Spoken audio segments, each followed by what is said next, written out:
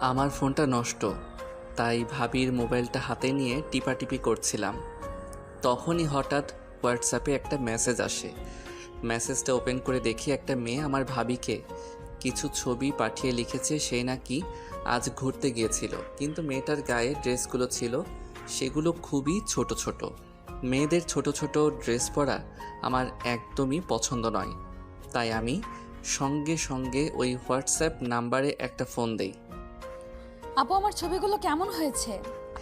এই নির্লজ্জ বেহায়া এভাবে অর্ধনগ্ন হয়ে ছবি তুলতে লজ্জা করে না? আরে মিস্টার, কে আপনি? আমি কে সেটা জানবার প্রয়োজন নেই, তবে একটা কথা বলে দিলাম, নেক্সট টাইম কখনো এভাবে অর্ধনগ্ন ছবি তুলে কাউকে পাঠাবেন না। কথাটা বলে নীল আর কোনো কথা বলার সুযোগ না দিয়ে ফোনটা কেটে দিল। এরপর নীলা অনেকবার ওই নাম্বারে কল দিয়েছে, কিন্তু নীল আর ফোন রিসিভ করেনি। মোবাইলটা রেখে সে ঘুমিয়ে পড়ে। পরের দিন সকালবেলা তার মা ঘুম থেকে উঠবার জন্য ডাকছিল। এ নীল, এত বেলা হয়ে গেছে, ঘুম থেকে উঠছিস না কেন? মা, আজকে তো অফ ডে, আজ আমার অফিস নেই, তাই আমি আর একটু ঘুমাবো, আমায় ডাকাডাকি করো না। হ্যাঁ, আমি খুব ভালো করেই জানি আজ তোমার অফ ডে, কিন্তু তোমাকে আর ঘুমিয়ে থাকা চলবে না, কারণ তোমার ভাবিকে নিয়ে একটু তাদের বাড়িতে যেতে হবে। আমি কোথাও যেতে পারবো না, কারণ তুমি খুব ভালো করেই জানো আমি নতুন চাকরি নিয়েছি আর অফিসে কয়েকদিন ধরে খুবই চাপের মধ্যে আছি, তাই এই মুহূর্তে কোথাও যাওয়া আমার পক্ষে সম্ভব নয়। লক্ষ্মী ভাই আমার এভাবে বলে না। দেখো, তোমার ভাইয়া অফিসের কাজে বাইরে চলে গেছে, অন্যদিকে আমার বাবা খুবই অসুস্থ। তাছাড়া তুমি তো খুব ভালো করেই জানো আমরা দুই বোন, আমাদের পরিবারে কোনো ছেলে সন্তান নেই, তাই আমাদের বাবা মায়ের দেখাশোনা আমাদেরই করতে হয়। কিন্তু ভাবি, তুমি তো জানোই আমি এই কয়দিন হলো চাকরি নিয়েছি আর এখন আমি খুবই ব্যস্ত আছি। কিন্তু তার ভাবি সেই কথা শুনতে নারাজ, কারণ সে তার বাবাকে দেখতে যাবে, সেটা যে কোনো পরিস্থিতিতেই হোক। তাই সে নীলকে বলতে থাকে, লক্ষ্মী ভাই আমার, এভাবে বলতে হয় না, প্লিজ। তুমি আমার সঙ্গে একটু চলো, তুমি না হয় আমাকে রেখে চলে আসবে।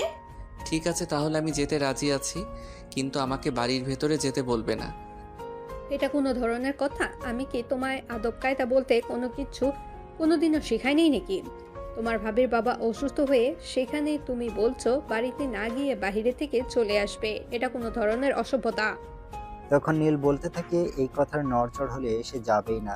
তাই তার ভাবি বাধ্য হয়ে তাকে বলে, ঠিক আছে ভাই, আমার কোনো সমস্যা নেই, তুমি শুধু আমাকে বাড়ি পর্যন্ত পৌঁছে দাও, তাহলেই হবে। ভাবির কাছ থেকে এই কথা শুনে নীল রাজি হয় এবং তার ভাবিকে বলে যত দ্রুত সম্ভব রেডি হওয়ার জন্য। বিছানা থেকে নেমে ফ্রেশ হয়ে নাস্তা করে রেডি হয়ে নেয় ভাবিকে তার বাপের বাড়ি পৌঁছে দেওয়ার জন্য। অতঃপর মায়ের কাছ থেকে বিদায় নিয়ে নীল তার ভাবিকে নিয়ে বের হয়ে পড়ে ভাবির বাবার বাড়ির উদ্দেশ্যে। ভাবিকে তার বাবার বাড়ির সামনে নামিয়ে যেই না বাইক স্টার্ট করতে যাবে, অমনি পিছন থেকে শুনতে পায়, আপু, তুই এতক্ষণে এসেছিস? সেই কখন থেকে তোর জন্য ওয়েট করছিলাম। যাই হোক, ওটা কে, ড্রাইভার নাকি? নীল অল্প কথায় রেগে যাওয়ার মতো মানুষ, তাই সে ভাবির বোনের এমন কথা শুনে রেগে গিয়ে বলতে থাকে, এই যে মিস শাকসুন্নি, আপনার কি আমাকে দেখে ড্রাইভার বলে মনে হয় নাকি? যারা গাড়ি চালায় তাদেরকে তো ড্রাইভারই বলা হয়। তাছাড়া আপনি আপনার শরীরের কোথাও লিখে রাখেননি আপনি ড্রাইভার নন। ওদের কথা শুনে তার ভাবি খুব ভালো করেই বুঝতে পারছিল দুইজনের মধ্যে কিছুক্ষণের মধ্যেই হয়তো বিশাল একটা তুমুল ঝগড়া লেগে যেতে পারে। তাই তার ভাবি বলে, এই, কি করছো কি তোমরা? প্লিজ একটু থামবে? তোমরা তোমাদের মুখটা বন্ধ করো, আমি দুজনের সমস্যার সমাধান করছি। ভাবি, তুমি আমাকে থামতে বলছো অথচ নিজের বোনকে কিছুই বলছো না। সে আমাকে দেখে কোন অ্যাঙ্গেলে ড্রাইভার মনে করছে? তুমি ভাবতে পেরেছো তোমার বোন আমাকে কতটা অপমান করেছে? হ্যাঁ নীলা, নীল একদমই ঠিক কথা বলেছে। তাকে দেখে তোর কোন অ্যাঙ্গেলে ড্রাইভার মনে হয়? তখন নীলা বলতে থাকে, আপু, এই ছেলেটা তোকে ভাবি বলছে কেন? তো ভাবিকে চাচি বললে আপনার সুবিধা হয় নাকি? আরে বাবা, আমি সেই কথা কখন বললাম? দুজনের মধ্যে এইসব কিছু নিয়ে তুমুল কথা কাটাকাটি হচ্ছিল। তখনই পাশ থেকে নীলের ভাবি বলে, আরে ভাই, তোরা দুজনেই একটু দয়া করে একটু থাম, আমাকে কিছু বলতে দে। আচ্ছা আপু, তুমি আমাকে বলো, আমি কি জানতাম যে এটা তোমার দেবর? তখন নীলের ভাবি বলতে থাকে, নীলা ঠিকই কথা বলেছে, সে তো জানতোই না যে তুমি আমার দেবর। তাছাড়া আজকের আগে তো তোমার সঙ্গে তার কখনো দেখা হয়নি, তাহলে সে জানবে কি করে সেটা তুমিই বলো। তাই বলে তোমার বোন আমাকে ড্রাইভার বলবে, তুমি এটাই বোঝাতে চাইছো তো? তখন নীলের ভাবি নীলকে বলতে থাকে, এখানে ড্রাইভার বলার তো কোনো কিছুই নেই। তার বোন নীলকে আজকেই প্রথমবার দেখেছি, তাই হয়তো এরকম কথা বলতে পেরেছে। আর যদি সে আজকের আগে কখনো নীলকে দেখে থাকতো তাহলে হয়তো এমন কথা বলতে পারতো না। তাই নীলকে তার ভাবি শান্ত করানোর জন্য বলে, ভাই, তুমি বিষয়টা বোঝার চেষ্টা করো, এখানে দোষ তোমাদের কারোরই না। ভাবি প্লিজ, তুমি আমাকে বোঝাতে এসো না। আমি তোমার নিজের বোনকে বোঝাও, কারণ ড্রেসআপ বা কাছ থেকে তার পেশা নির্ধারণ করা সঠিক নয়। যখন বিষয়টাকে সামাল দেওয়ার জন্য নীলের ভাবি তার বোনকে বলতে থাকে, হ্যাঁ নীলা, তোকেও কিন্তু আমি শেষবারের মতো বলছি, কারো বিষয়ে কোনো কিছু না জেনে মন্তব্য করবি না। দেখ, তোর একটা সামান্য কথার জন্য আমার দেবর কিভাবে চলে গেল। অতঃপর নীলার সঙ্গে আর কথা বলে নীল তার ভাবির কাছ থেকে বিদায় নিয়ে চলে যেতে চাইছিল। এমন সময় পিছন থেকে নীলা বলে, যাই হোক বিআই মশাই, দোষটা আপনার থাকলেও সরি আমি বলছি, কিন্তু এইভাবে বাড়ির সামনে থেকে চলে যাবেন না প্লিজ। নীলার কাছ থেকে এমন কথা শুনে নীল আরো বেশি রেগে যায়। তাই সে বলতে থাকে, এই যে ম্যাডাম, আপনি সরেন তো আমার সামনে থেকে। আমি আপনার সঙ্গে কোনো কথাই বলতে চাইছি না। তখন পাশ থেকে তার ভাবি বলে, আমিও তোমাকে এই কথাটাই বলতে চেয়েছিলাম, বাড়ির সামনে থেকে চলে যাওয়া ঠিক নয়, এটা কোনো ব্যবহারের মধ্যে পড়ে না। তাই বলছিলাম কি প্লিজ একবার একটু ভেতরে আসো, এক কাপ চা অন্তত খেয়ে যাও। নীল তো এমনিতেই অল্পতে রেগে যাওয়া মানুষ, তার উপর আবার তার ভাবির বোন তার সঙ্গে এরকম আচরণ করেছে। সে তো এখন আর কোনোভাবেই তাদের বাড়ির ভেতরে যাবে না। তাই সে তার ভাবিকে বলে সেখান থেকে চলেই যাচ্ছিল। এমন সময় পিছন থেকে নীলা এসে তার হাত ধরে বলতে থাকে, প্লিজ বিআই মশাই, আমার ভুল হয়ে গেছে, কিন্তু আপনি এভাবে চলে যাবেন না। এই কথাটা শুনলে আমার অসুস্থ বাবা অনেক কষ্ট পাবে। আপনার বাবাকে আপনারা কষ্ট দিবেন নাকি অন্য কিছু দিবেন আপনাদের ব্যক্তিগত ব্যাপার, কারণ আপনার বাবা তো আর জানে না যে এখানে আমি এসেছিলাম। কথাটা বলেই নীল একদম বাইক স্টার্ট করে ফেলেছিল। দুজনে অনেক রিকোয়েস্ট করে তাকে কোন রকমে বাড়ির ভেতরে নিয়ে আসলো। বাড়ির ভেতরে এসে নীলা রান্না করে চলে যায়।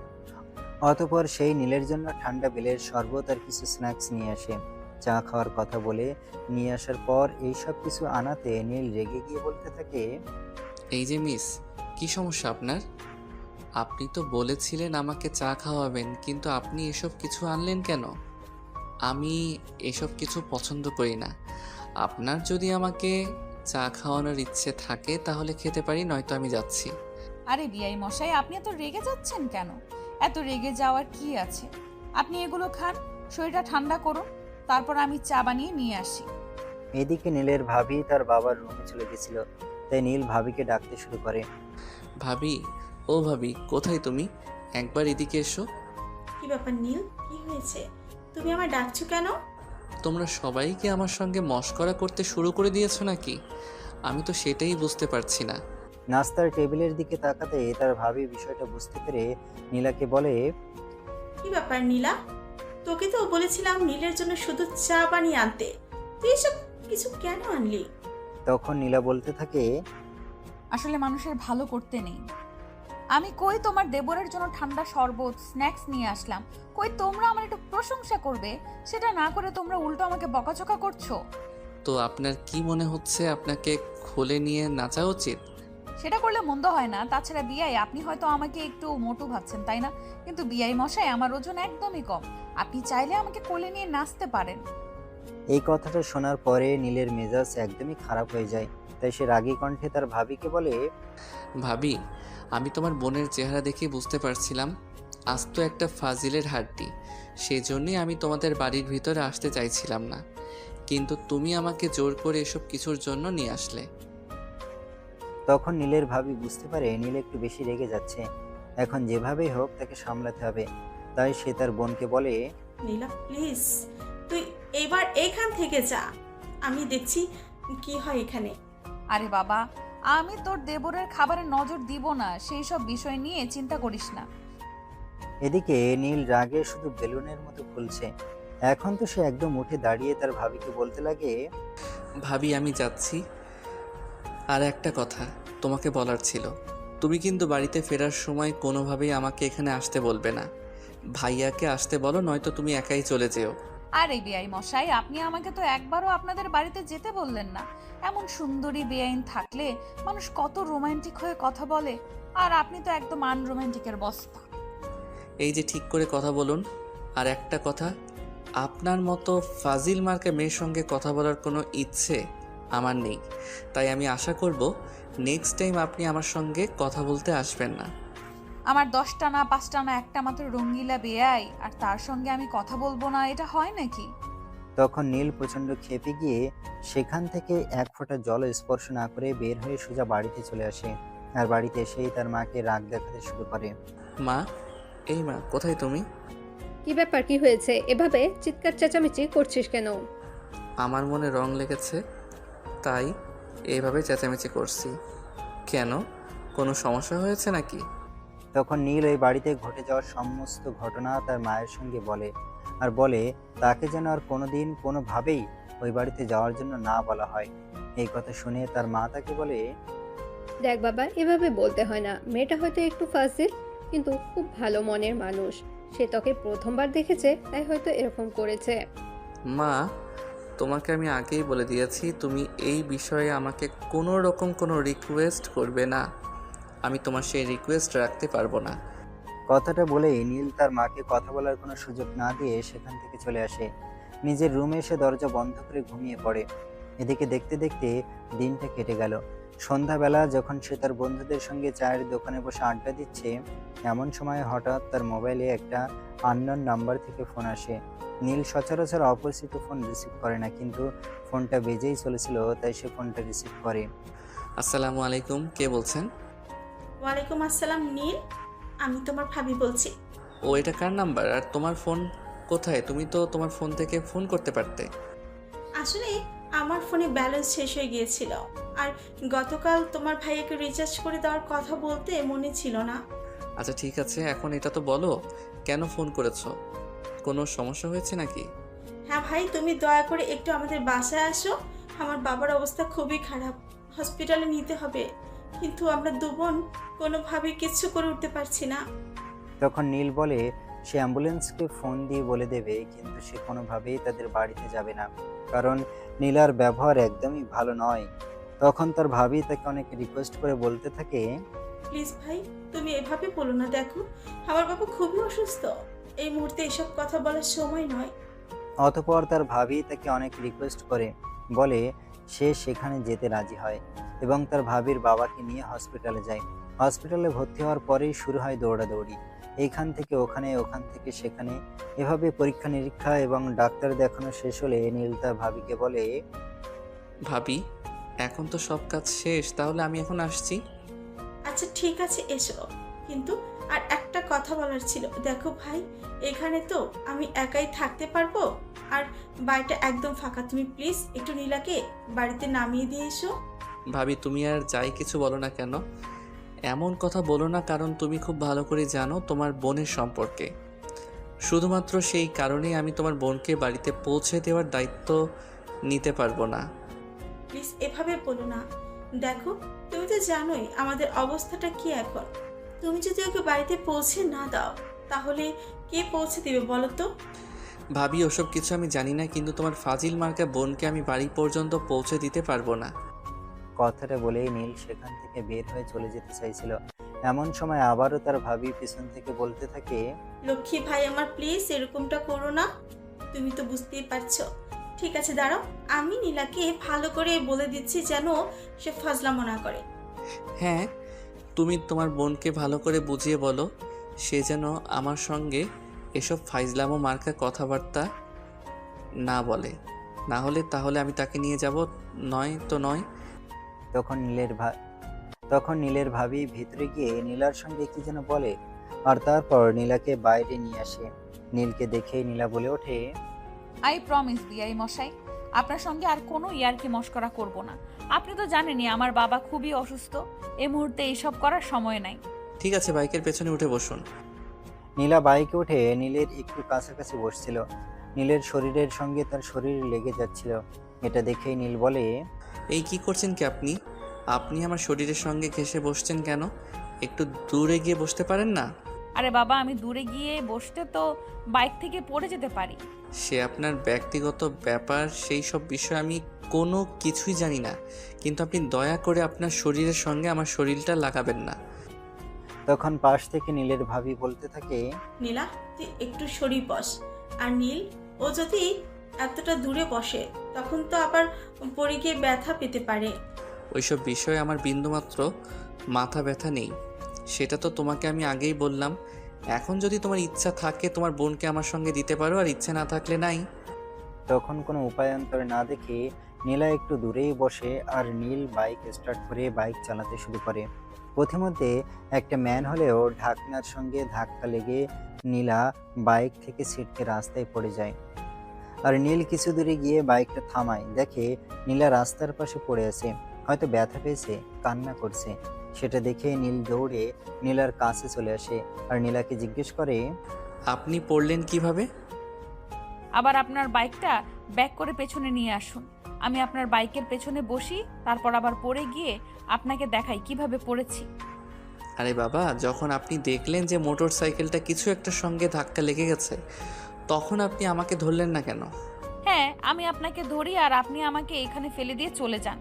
আপনি তো তখন বলেছেন আমি যদি আপনার বাইকে উঠে বসে তাহলে কোনোভাবেই আপনাকে স্পর্শ করতে পারবো না। আরে বাবা, তাই বলে আপনি পড়ে যাচ্ছিলেন তখনও ধরতে পারবেন না সেটা তো বলিনি। যাই হোক, কোথায় ব্যথা পেয়েছেন সেটা দেখি। আমাকে ব্যথা দিয়ে এখন আবার এসেছেন ব্যথা দেখতে? এসব ন্যাকামি না, আমার ভালো লাগে না। আরে বাবা, আপনি আমার সঙ্গে এভাবে কথা বলছেন কেন? আমি কি ইচ্ছে করে আপনাকে ব্যথা দিয়েছি নাকি? কথাটা বলেই নীল নীলার হাত ধরে টেনে তোলার চেষ্টা করেছিল, কিন্তু নীলা কোনোভাবেই দাঁড়াতে পারছিল না, কারণ সে তার পায়ে প্রচন্ড ব্যথা পেয়েছে। উঠে দাঁড়ানো তার পক্ষে সম্ভবই ছিল না।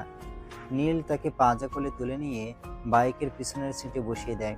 আর নীলা তখন অপলক দৃষ্টিতে নীলের দিকে তাকিয়েছিল। সেটা দেখে নীল বলে, কি ব্যাপার, আপনি এভাবে হাবলার মতো আমার দিকে তাকিয়ে আছেন কেন? আপনি অনেক সুন্দর তো, তাই আপনাকে দেখছিলাম। দেখুন, এসব ফাইজলামো মার্কা কথাবার্তা বললে কিন্তু আমি আপনাকে এখানে ফেলে রেখে চলে যাব। তখন কিন্তু আমাকে হাজার রিকোয়েস্ট করলেও আমি আপনাকে এখান থেকে নিতে আসবো না বলে দিলাম। আচ্ছা ঠিক আছে, আর কখনো এসব কথা বলবো না। কিন্তু আমার পায়ে প্রচন্ড ব্যথা করছে, সেটার কি হবে? চুপচাপ আমার বাইকের পেছনের সিটে বসে থাকুন। সামনে একটা ফার্মেসি আছে, ওখান থেকে ড্রেসিং করিয়ে ওষুধ নিয়ে নেওয়া যাবে। কথাটা বলে নীল আবার বাইক চালাতে শুরু করে। আর তখনই হঠাৎ নীলা লক্ষ্য করে নীল তাদের বাড়ির দিকে না নিয়ে নীলদের বাড়ির দিকে এগোচ্ছে। সেটা দেখে নীলা বলে, কি ব্যাপার, আপনি আমাদের বাড়ির দিকে না গিয়ে আপনাদের বাড়ির রাস্তা ধরে এগোচ্ছেন কেন? তাহলে আমাদের বাড়িতে যাওয়ার জন্য কি আপনাদের বাড়ির রাস্তা ব্যবহার করতে হবে নাকি? আপনি আমাকে আমাদের বাড়িতে দিয়ে আসবেন না? এই চুপচাপ বসে থাকুন তো, এত কথা বলা আমার পছন্দ নয়। আপনি পায়ে ব্যথা পেয়েছেন, উঠে দাঁড়ানোর শক্তিটুকু শরীরে নেই। খালি বাড়িতে আপনাকে কোথায় রেখে আসবো সেটা বলেন। আমার প্রতি এত দরদ দেখানোর কোনো প্রয়োজন নেই। আপনি আমাকে আমাদের বাড়িতেই রেখে আসেন। আপনি দয়া করে আপনার মুখটা বন্ধ করে বসবেন, নাকি আমি আপনাকে এখানে ফেলে রেখে চলে যাব? আপনি আমাকে এইভাবে এখানে ফেলে রেখে চলে যাবেন, এই কথাটা বলতে পারলেন?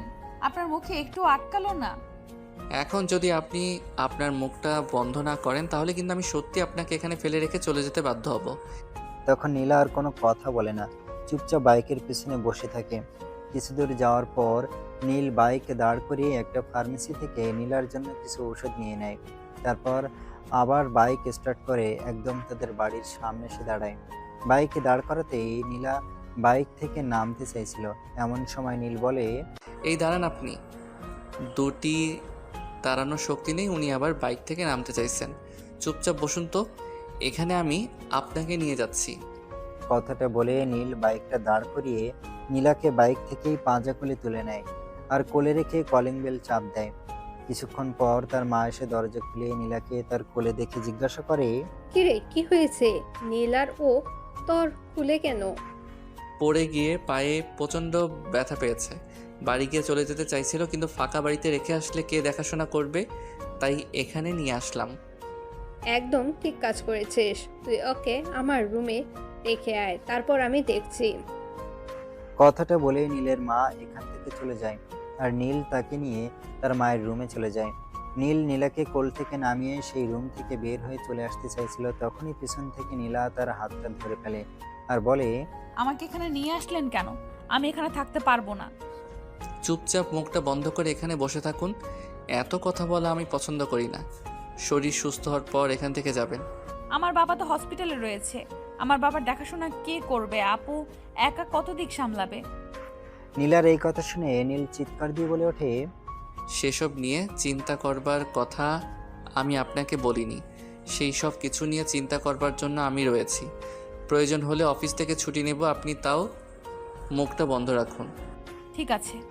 তারপর আর নীল সেখানে দাঁড়িয়ে না থেকে নিজের রুমে চলে যায় আর ফ্রেশ হয়ে এসে রাতের খাবারটা খেয়ে নেয়। পরের দিন সকালে তার অফিস আছে, কিন্তু অফিসে যাওয়ার আগে একবার হসপিটালে যাবে, তার ভাবি এবং ভাবির বাবার খোঁজ খবর নেবে। রুমে এসে শুয়েই পড়েছিল, তখনই হঠাৎ মনে পড়লো নীলা খাবার খেয়েছে কিনা, ওষুধ খেয়েছে কিনা। তাই সে বিছানা থেকে উঠে নীলার কাছে যায় এবং তার পাশে বসে বলে, রাতের খাবার খাওয়া হয়েছে আপনার? খেয়েছি। তখনই পাশ থেকে নীলের মা বলে ওঠে, মিথ্যা কথা কেন বলছো? নীলা রাতের খাবার খায়নি। কেন, আপনার আবার কি হলো? আপনি রাতের খাবার খাননি কেন? আমি এত করে বললাম রাতের খাবারটা খেয়ে নেওয়ার জন্য, কিন্তু মেয়েটাকে আমি কোনো কথাই শোনাতে পারলাম না। সেই রাতের খাবার খাবেই না। তুমি খাবার নিয়ে আসো, তারপর আমি দেখছি খাই কিনা। তখন নীলের মা সেখান থেকে রান্নাঘরে চলে যায়, কারণ সে খুব ভালো করে জানে তার ছেলে তাকে কিছু একটা করতে বলেছে, তার মানে সেটা তাকে করতেই হবে। আর তার অন্যথা হলে হয়তো বাড়িতে তুলকালাম হয়ে যেতে পারে। রান্নাঘর থেকে খাবার নিয়ে এসে নীলের হাতে সেটা তুলে দেয় আর নীল তখন তার মাকে বলে, তুমি রুম থেকে বের হয়ে যাও, আমি না বলা পর্যন্ত এখানে আসবে না, কথাটা যেন মনে থাকে। তখন নীলের মা চুপচাপ সেখান থেকে বের হয়ে চলে যায়। নীল খাবারটা হাতে নিয়ে নীলার দিকে এগিয়ে দিয়ে বলে, খাবারটা খেয়ে নিন। বললাম তো আমি খাবো না, আমার খাওয়ার কোনো ইচ্ছেই নেই। আর একটা কথা, আপনি আন্টিকে রুম থেকে বের করে দিলেন কেন বলেন তো? আমার ইচ্ছে হয়েছে তাই আমি রুম থেকে বের করে দিয়েছি, আর সেই কৈফিয়ত আমি আপনাকে দিতে যাব না। তাহলে আমিও খাবো না। এই কথাটা শোনার পর নীল আর কোনো কথাই বলে না, চুপচাপ খাবারের প্লেট থেকে খাবারটা মাখাতে শুরু করে আর এক লোকমা খাবার নিয়ে নীলার মুখের সামনে তুলে ধরে, কিন্তু নীলা মুখ পিছিয়ে নিতে চাইছিল। নীল সেটার সুযোগ না দিয়ে মুখের ভেতর লোকমাটা পুরে দেয়। নীলা মুখে খাবার নিয়েই বলতে থাকে, আপনি আমার মুখের ভেতর খাবার জোর করে ঢুকিয়ে দিলেন কেন? সোজা আঙ্গুলে যদি ঘি না ওঠে তাহলে আঙুলটা একটু বাঁকাতে হয়, তাই আর কি। মানে আপনি কি বলতে চাইছেন? আমি তো কিছুই বুঝতে পারছি না। সব কিছু বোঝার প্রয়োজন নেই, চুপচাপ খাবারটা খেয়ে নিন। কথাটা বলতে বলতে নীল একটার পর একটা লোকমা নীলার মুখের ভেতর তুলে দিতে থাকে। নীলও তখন চুপচাপ বাধ্য মেয়ের মতো খাবারটা খেয়ে নিতে থাকে। এভাবে খাবার পর্ব শেষ হলে নীল ঔষধগুলো বের করে নীলাকে ওষুধও খাইয়ে দেয় আর তারপর বলে, এখন চুপচাপ শুয়ে ঘুমিয়ে পড়বেন, আর আমি যেন সকালে উঠে এটা না শুনে আপনি সারা রাত না ঘুমিয়ে কাটিয়ে দিয়েছেন। এই আমি কি করলাম না করলাম সেটা নিয়ে আপনার এত মাথা ব্যথা কেন? আমার যা ইচ্ছে আমি তাই করব। আর আমি কোনো বিষয়ে কার কাছে জবাবদিহিতা করতে পছন্দ করি না। আপনি কোথায় কি করেন না করেন সেটা আপনার ব্যক্তিগত ব্যাপার, কিন্তু আমার এরিয়াতে থাকতে হলে আমার কথা মতো চলতে হবে। তখন নীলা রাগী সুরে বলতে থাকে, সেই জন্যই তো আমাকে এখানে নিয়ে আসতে মানা করেছিলাম, বলেছিলাম আমাকে আমাদের বাড়িতে রেখে আসতে, কিন্তু আপনি তো সেটা না করে জোর করে এখানে নিয়ে এসেছেন। তখন নীল নীলাকে ধমক দিয়ে বলতে থাকে, আপনি যদি এখন আপনার মুখটা বন্ধ না করেন তাহলে কিন্তু আমি আপনার মুখে সেলাই দিতে বাধ্য হব। এখন সিদ্ধান্তটা আপনার। আপনি তো দেখছি আমাকে জোর করে ধরে এনে ট্র্যাপে ফেলার চেষ্টা করছেন, তাই না? আমি কিন্তু এখন সত্যি সত্যি রেগে যাচ্ছি। আপনি যদি আমার কথা না শোনেন তাহলে কিন্তু আমি সত্যি সত্যি আপনার মুখ বন্ধ করার ব্যবস্থা করতে বাধ্য। তখন নীলা আর কোনো কথা না বলে চুপচাপ বাধ্য মেয়ের মতো বিছানায় শুয়ে পড়ে। তারপর নীল নিজের রুমে চলে যায় আর ঘুমিয়ে পড়ে। এভাবে দেখতে দেখতে 2 দিন কেটে গেল। ইতিমধ্যে নীলার বাবা মোটামুটি সুস্থ, তাই সে দিন নীল হসপিটালে গেল। ভাবি, আঙ্কেলের অবস্থা তো এখন মোটামুটি ভালোই। ডক্টর কি বলেছে? হ্যাঁ ডক্টর, একটু আগে এসেছিল। ডক্টর বলেছে আজ বিকেলে রিলিজ করে দিবে, আমার বাবাকে নিয়ে বাসায় চলে যেতে পারবো। আচ্ছা, একটা কথা তোমাকে জিজ্ঞেস করার ছিল। সেদিন হসপিটাল থেকে যাওয়ার পর নীলা একবারও হসপিটালে আসলো না, একটা ফোনও করলো না। আমি নিজেও তো তাকে ফোন করে পাচ্ছি না। কি কিছু কি হয়েছে নাকি? না, তেমন কিছু হয়নি। আসলে আপনার বোনের ফোনটা নষ্ট হয়ে গেছে, আমি মেকানিকের কাছে ঠিক করতে দিয়ে এসেছি। তাই সেদিন নীল হসপিটালে গেল। এই কথা শুনে তার ভাবি আর কোনো কথা বলল না। দুইজন ডক্টরের কাছে গেল এবং সেখান থেকে কথা বলে তার বাবাকে রিলিজ করার বন্দোবস্ত করলো। তারা সবকিছু গুছিয়ে নিয়ে হসপিটাল থেকে বের হচ্ছিল, আর তখনই নীল বলল, ভাবি, আঙ্কেলকে খালি বাসায় রেখে আসার কোনো প্রয়োজন নেই, আমাদের সঙ্গে নিয়ে চলুন। খালি বাসায় রাখতে যাব কেন? বাসায় কাজের মেয়ে আছে, নীলা আছে, তার বাবার দেখাশোনা করতে পারবে। তাছাড়া মেয়ের শ্বশুরবাড়িতে যাওয়াটা আমার বাবা অ্যালাউ করবে না। কি করবে আর কি করবে না সেটা আমি দেখে নেব, সেটা নিয়ে আপনাকে কোনো চিন্তা করতে হবে না। আপনাকে আমি শুধু যেটা করতে বলেছি সেটাই করেন। তখন নীল নীলার বাবার সঙ্গে কথা বলে এবং সবকিছু বুঝিয়ে বলে। আর সব কথা শুনে নীলার বাবাও রাজি হয়ে যায় মেয়ের শ্বশুর বাড়িতেই কিছুদিন থাকবার জন্য। আর তারপর নীল তার ভাবি এবং তার ভাবির বাবাকে নিয়ে তাদের বাড়িতে চলে আসে। বাড়িতে এসে নীল দেখতে পায় নীলার ড্রয়িং রুমে বসে টিভি দেখছে। এটা দেখেই চিৎকার করে নীল বলে ওঠে, আমি বাড়ি থেকে বের হওয়ার সময় আপনাকে কতবার বলে গিয়েছি রুম থেকে বের না হতে। আপনার যদি টিভি দেখবার এতই শখ থাকে তাহলে আপনি আমাকে বলতেন, আমি টিভিটা আপনার রুমে দিয়ে আসতাম। নীলের এমন চিৎকার চেঁচামেচি শুনে তার মা রান্নাঘর থেকে ছুটে এসে তাকে বলে, কি ব্যাপার, কি হয়েছে? তুই এভাবে চেঁচামেচি করছিস কেন? এই মেয়েটাকে তো আমি বলেছিলাম এখানে না আসতে, সেখানে আসলো কেন? আরে বাবা, একটা মানুষ একা একা কতক্ষণ থাকতে পারে? আমি তো তাকে এখানে আসতে বলেছিলাম। আমি রান্নাঘরে কাজ করছিলাম আর তার সঙ্গে গল্প করছিলাম। আমি বা একা একা কতক্ষণ থাকতে পারি? তখন নীল কোনো উত্তর না দিয়ে চুপচাপ সেখান থেকে চলে গেল। তখনই নীলার বড় বোন তাকে জিজ্ঞাসা করতে থাকলো, কি ব্যাপার নীলা, কি হয়েছে? আর তুই এইখানে কেন? তোর তো বাড়িতে থাকার কথা ছিল।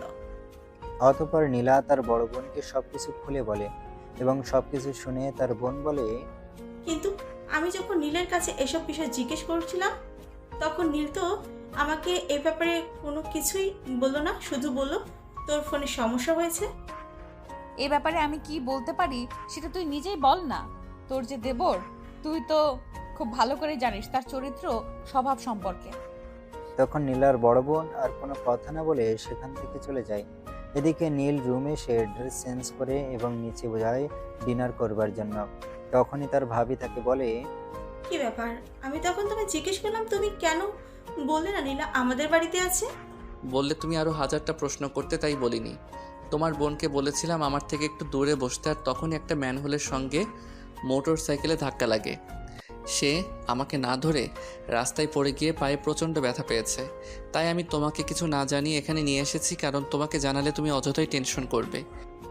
তখন পাশ থেকে নীলা বলে, আপু, তোর দেবরটাকে এমন কেন বানিয়েছিস সেটা বুঝতে পারি না। মানবিকতা বলতে জিনিসটাই এর মাঝে নেই। কথাটা শুনেই নীলার বড় বোন চারিদিকে তাকিয়ে বুঝতে পারে আবহাওয়া গরম হয়ে যাচ্ছে। তাই আবহাওয়া শীতল রাখবার জন্য সে বলে, তোকে কেউ এত কিছু চিন্তা করবার কথা বলেনি। তোকে যেটা করতে বলা হয়েছে তুই সেটাই কর, অন্যদিকে মনোযোগ দেওয়া তোর কাজ নয়। তারপরেও নীলা কিছু বলতে চাইছিল, কিন্তু তার বড় বোন তাকে সেটার সুযোগ না দিয়ে বিষয়টাকে ধামাচাপা দেওয়ার চেষ্টা করে। খাওয়া দাওয়া শেষ হলে যে যার মতো নিজেদের রুমে চলে যায়। নীলা রুমে এসে শুয়ে পড়বে, তখনই নীল সেই রুমে আসে। এই যে মহারানী, আপনি ওষুধ খাননি, ওষুধগুলো খেয়ে তারপর ঘুমান। আপনি কোথা থেকে শকুনের মতো উড়ে এসে জুড়ে বসলেন বলেন তো? থাপ্পড় মেরে সব কটা দাঁত ফেলে দেবো। আমাকে শকুন বলার সাহস কে দিয়েছে? I am so sorry, please আমাকে ক্ষমা করে দিন, আমার ভুল হয়ে গেছে। আমি ওষুধগুলো খাওয়ার কথা বলছি, সরি বলতে বলিনি। আচ্ছা, আমার সঙ্গে কি একটু রোমান্টিক করে কথা বলা যায় না? সব সময় এভাবে কথা বলতে হয় নাকি? আপনি নিজেকে আমার বিয়ে করা বউ মনে করেন না কি, যে আপনার সঙ্গে আমাকে রোমান্টিক করে কথা বলতে হবে? যেহেতু আপনি আমার অবিবাহিত বিয়াই, মনেই তো করতে পারি। এই কথাটা নীলা বিড়বিড় করে বললেও নীলের কান এড়াতে পারেনি।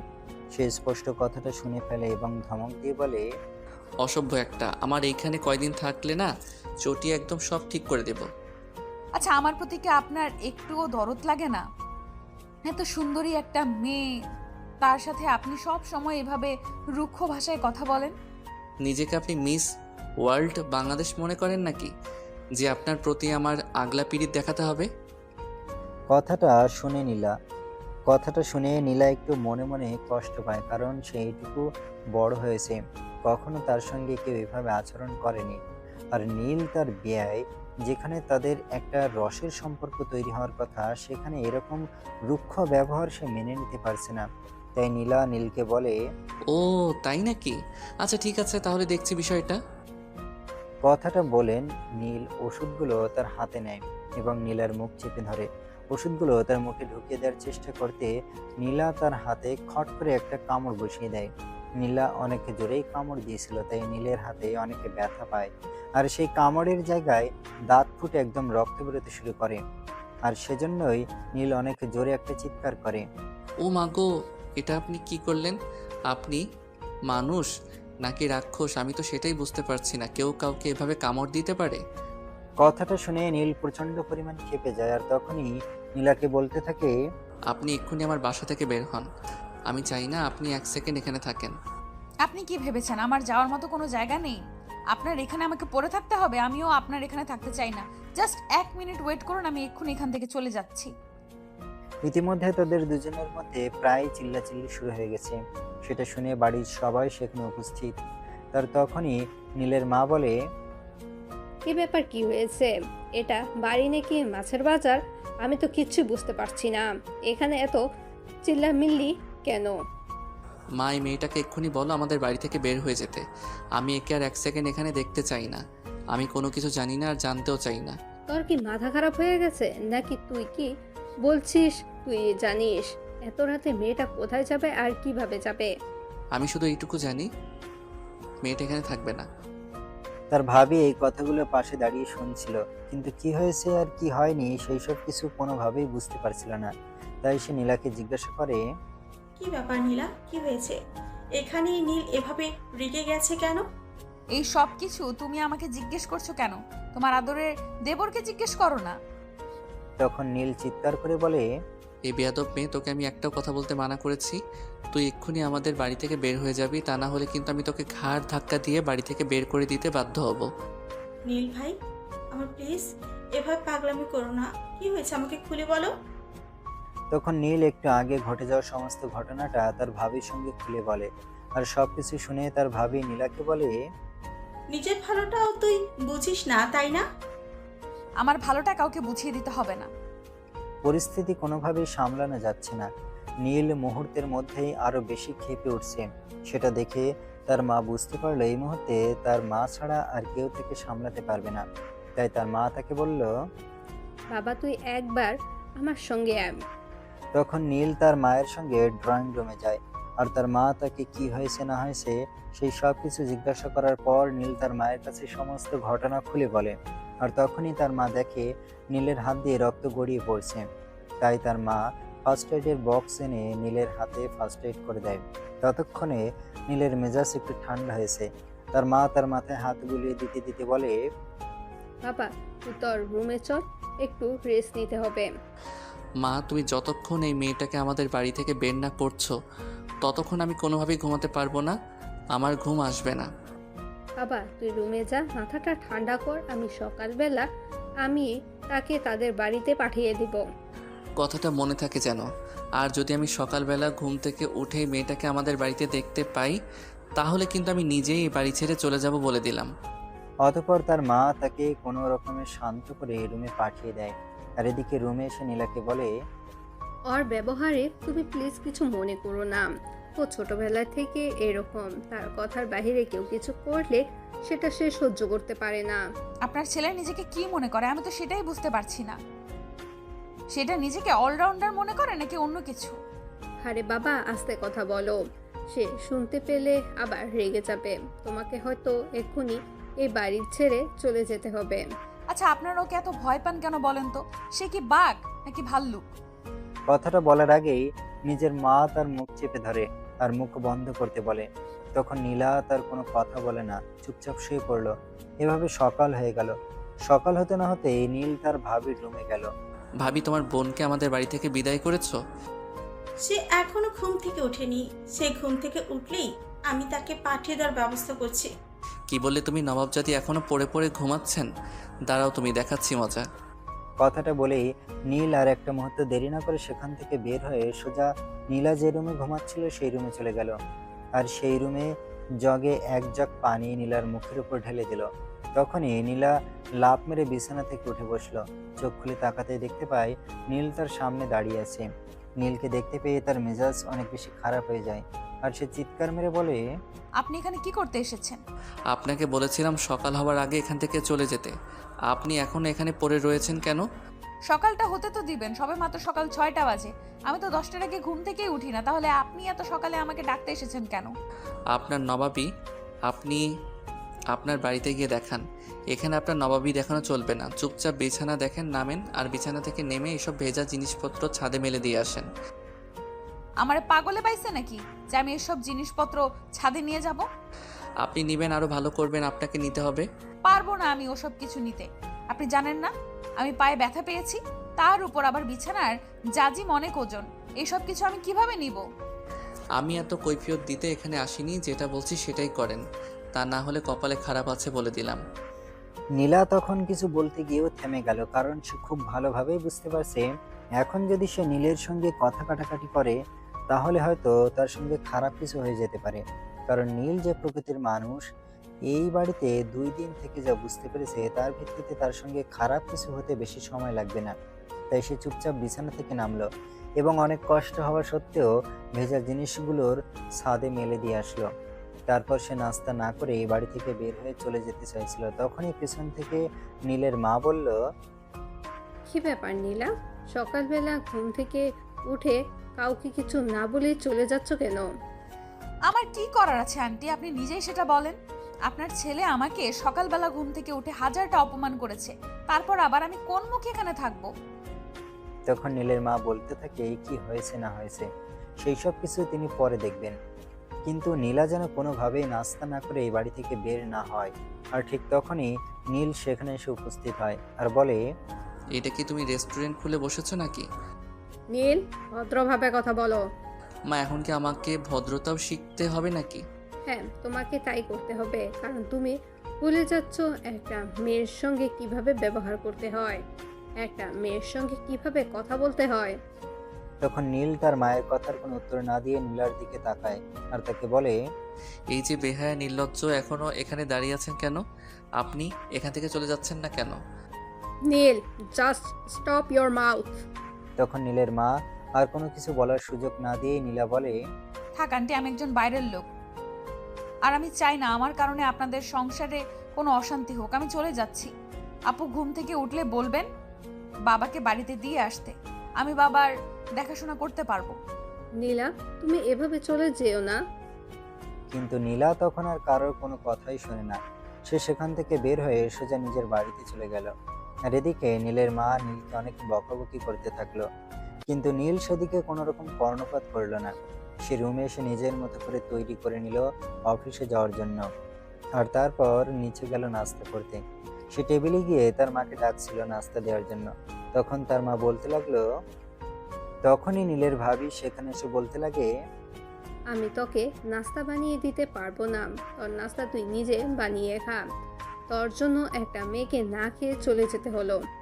বাইরের একটা মেয়ের জন্য তোমার এত দরদ, তার জন্য তুমি নিজের ছেলেকে না খাইয়ে রাখবে? হ্যাঁ, দরকার পড়লে তো আমাকে তাই করতে হবে। মেয়েটা তোর কি এমন ক্ষতি করেছিল যার জন্য মেয়েটাকে এভাবে অপমান করে বাড়ি থেকে বের করে দিলি? তুমি যদি আমাকে নাস্তা না দিতে পারো তাহলে বলো, আমি নাস্তা খাবো না। নীল, তুমি মায়ের সঙ্গে এভাবে রাগারাগি করো না। আমি তোমাকে নাস্তা বানিয়ে দিচ্ছি, তুমি জাস্ট 5 মিনিট। নীল তখন আর কোনো কথা না বলে চুপচাপ নাস্তার টেবিলে বসে রইল। কিছুক্ষণ পর তার ভাবি এসে তাকে নাস্তা বানিয়ে দিল এবং সে নাস্তা খেয়ে অফিসে চলে যায়। অফিসে তার জন্য আরেকটা আপদ অপেক্ষা করে, সেটা হলো তার পার্সোনাল অ্যাসিস্ট্যান্ট সবসময় গায়ে পড়ে কথা বলতে আসে। কিন্তু কি করবে, পরের অধীনস্থ হয়ে চাকরি করে কিছু বলতেও পারে না। যাই হোক, যে অফিসে আসার পরপরই তার পার্সোনাল অ্যাসিস্ট্যান্টকে নক করে থাকে এক কাপ কফি দেওয়ার জন্য। কিছুক্ষণ পর তার পার্সোনাল অ্যাসিস্ট্যান্ট সেখানে উপস্থিত হয়ে আর শুরু হয় নাটকীয়তা। স্যার, কফিতে চিনি দেব নাকি চিনি ছাড়া খাবেন? আপনার যেভাবে ভালো লাগে সেভাবেই দেন। প্লিজ আমার সঙ্গে কোনো কথা বলবেন না, মাথাটা এমনিতেই প্রচণ্ড ধরে আছে। স্যার, আমি কি আপনার মাথাটা একটু ম্যাসাজ করে দেব? আমি আপনাকে বলেছি আমার মাথা ম্যাসেজ করে দেওয়ার কথা। না স্যার, আসলে আপনি নিজেই তো বলেন আপনার মাথাটা ব্যথা করছে, তাই বললাম আর কি। আমি যদি আপনার মাথাটা একটু ম্যাসেজ করে দিই তাহলে মাথা ব্যথা কমে যাবে। আপনি এখান থেকে বিদায় হন তো, আপনার কোনো কথা শোনার ইচ্ছে আমার নেই। স্যার, তাহলে কফিটা কি খাবেন? ইচ্ছে থাকলে আমার মাথায় ঢেলে দিতে পারেন। মাথা পুড়ে যাবে তো, কারণ এটা তো হট কফি। স্যার, আমি ফু দিয়ে ঠান্ডা করে আপনাকে কফিটা খাইয়ে দিই। কেন, আমার বুঝি হাত নেই? আমি হাত দিয়ে খেতে পারি না? আপনি যাবেন এখান থেকে? তখন অ্যাসিস্ট্যান্ট সেখান থেকে চলে যায়। আসলে এই মেয়েটা প্রতিদিনই নীল কি এভাবে জ্বালাতন করে। হয়তো মেয়েটা নীলকে মনে মনে পছন্দ করে, তাই হয়তো এভাবে নীলের সঙ্গে ক্লোজ হতে চায়, কিন্তু নীল সে ধরনের লুতুপুতু ছেলে নয়, তাই এটা নীলের কাছে কোনো পাত্তা পায় না। যাই হোক, নীল চিনি ছাড়াই কফিটা খেয়ে নেয়। তারপর সে অফিসের কাজ করতে থাকে। এভাবে দেখতে দেখতে বিকেল হয়ে গেল এবং তার অ্যাসিস্ট্যান্ট আবার তার ক্যাবিনে আসে। স্যার, আসবো? আমি তো আপনাকে ডাকিনি। কোনো সমস্যা হয়েছে নাকি? স্যার, আগামীকাল তো ফ্রাইডে, অফিস বন্ধ, আমি একদমই ফ্রি আছি। আপনি চাইলে আপনাকে নিয়ে কোথাও ঘুরতে যেতে পারি। আচ্ছা, আপনার পরিবারে যেন কে কে আছে? পরিবারে তো সবাই আছে, কিন্তু সবাই গ্রামে থাকে, আর আমি একা এখানে থেকে চাকরি করি। আপনি মান্থলি বেতন কত পান? আর আপনার পরিবারের জন্য কত টাকা পাঠান? 30,000 টাকা বেতন পাই, আর যেটা পাই সেটা আমি নিজেই খরচ করি। আমার পরিবারকে আমি কোনো আর্থিক সহযোগিতা করি না। ইনফ্যাক্ট আমার পরিবারে আমার সহযোগিতা লাগেই না। প্রতি মাসে আপনার খাওয়া খরচ, যাতায়াত খরচ এবং হাত খরচ সহ টোটাল কত টাকা খরচ লাগে? এই তো 15,000 টাকার মতো হলেই চলে যায়। কিন্তু স্যার, এসব কথা আপনি জিজ্ঞেস করছেন কেন? এসব কিছু জিজ্ঞাসা করে আপনার কি লাভ? আমার যদি লাভ নাই থাকতো আমি এগুলো জিজ্ঞাসা করতাম না। যাই হোক, আপনাকে একটা কথা বলার আছে। দেখুন, আপনি প্রতি মাসে 30,000 টাকা বেতন পান, আর সেখান থেকে 15,000 টাকা হলেই আপনার মাস চলে যায়, আর 15,000 টাকা আপনি সেভিংস করতে পারেন। আমাকে সেভিংস করতে হবে কেন? আমি যাকে বিয়ে করব সে কি গরিব নাকি? আমি আপনাকে কি বলছি আর আপনি আমাকে কি বোঝাচ্ছেন বলেন তো? স্যার, আমি তো আপনাকে সেরকম কিছুই বললাম না, শুধু এইটুকুই বললাম আমি তো জেনে শুনে কোনো ভিখারিকে বিয়ে করব না। আমি এমন কাউকে বিয়ে করব যে আমার দায়িত্ব নিতে পারবে। তাহলে আমার টাকা জমানোর কি প্রয়োজন আছে? সে যাই হোক ভাই, আপনার যা ইচ্ছা আপনি তাই করেন। আমি আপনাকে কোনো কিছুই বলবো না, কারণ আমি আপনার সঙ্গে কথাই পেরে উঠব না। তাহলে স্যার বলেন না, আপনি যাবেন কাল আমার সঙ্গে বাইরে? না, আমি যেতে পারবো না, আমার কাজ আছে। তাছাড়া এসব ফালতু কাজে টাইম ওয়েস্ট করার মতো টাইম আমার নেই। স্যার, আমার মতো সুন্দরী আর চাকরিজীবী একটা মেয়ে আপনাকে সময় দিতে চাইছে, আর আপনি সেই সময়টা নিতে চাইছেন না। আপনি জানেন কত ছেলে আমার সঙ্গে একটু সময় কাটানোর জন্য কত রিকোয়েস্ট করে, কিন্তু আমি কাউকে পাত্তা দিই না, শুধু আপনাকে পছন্দ করি বলে।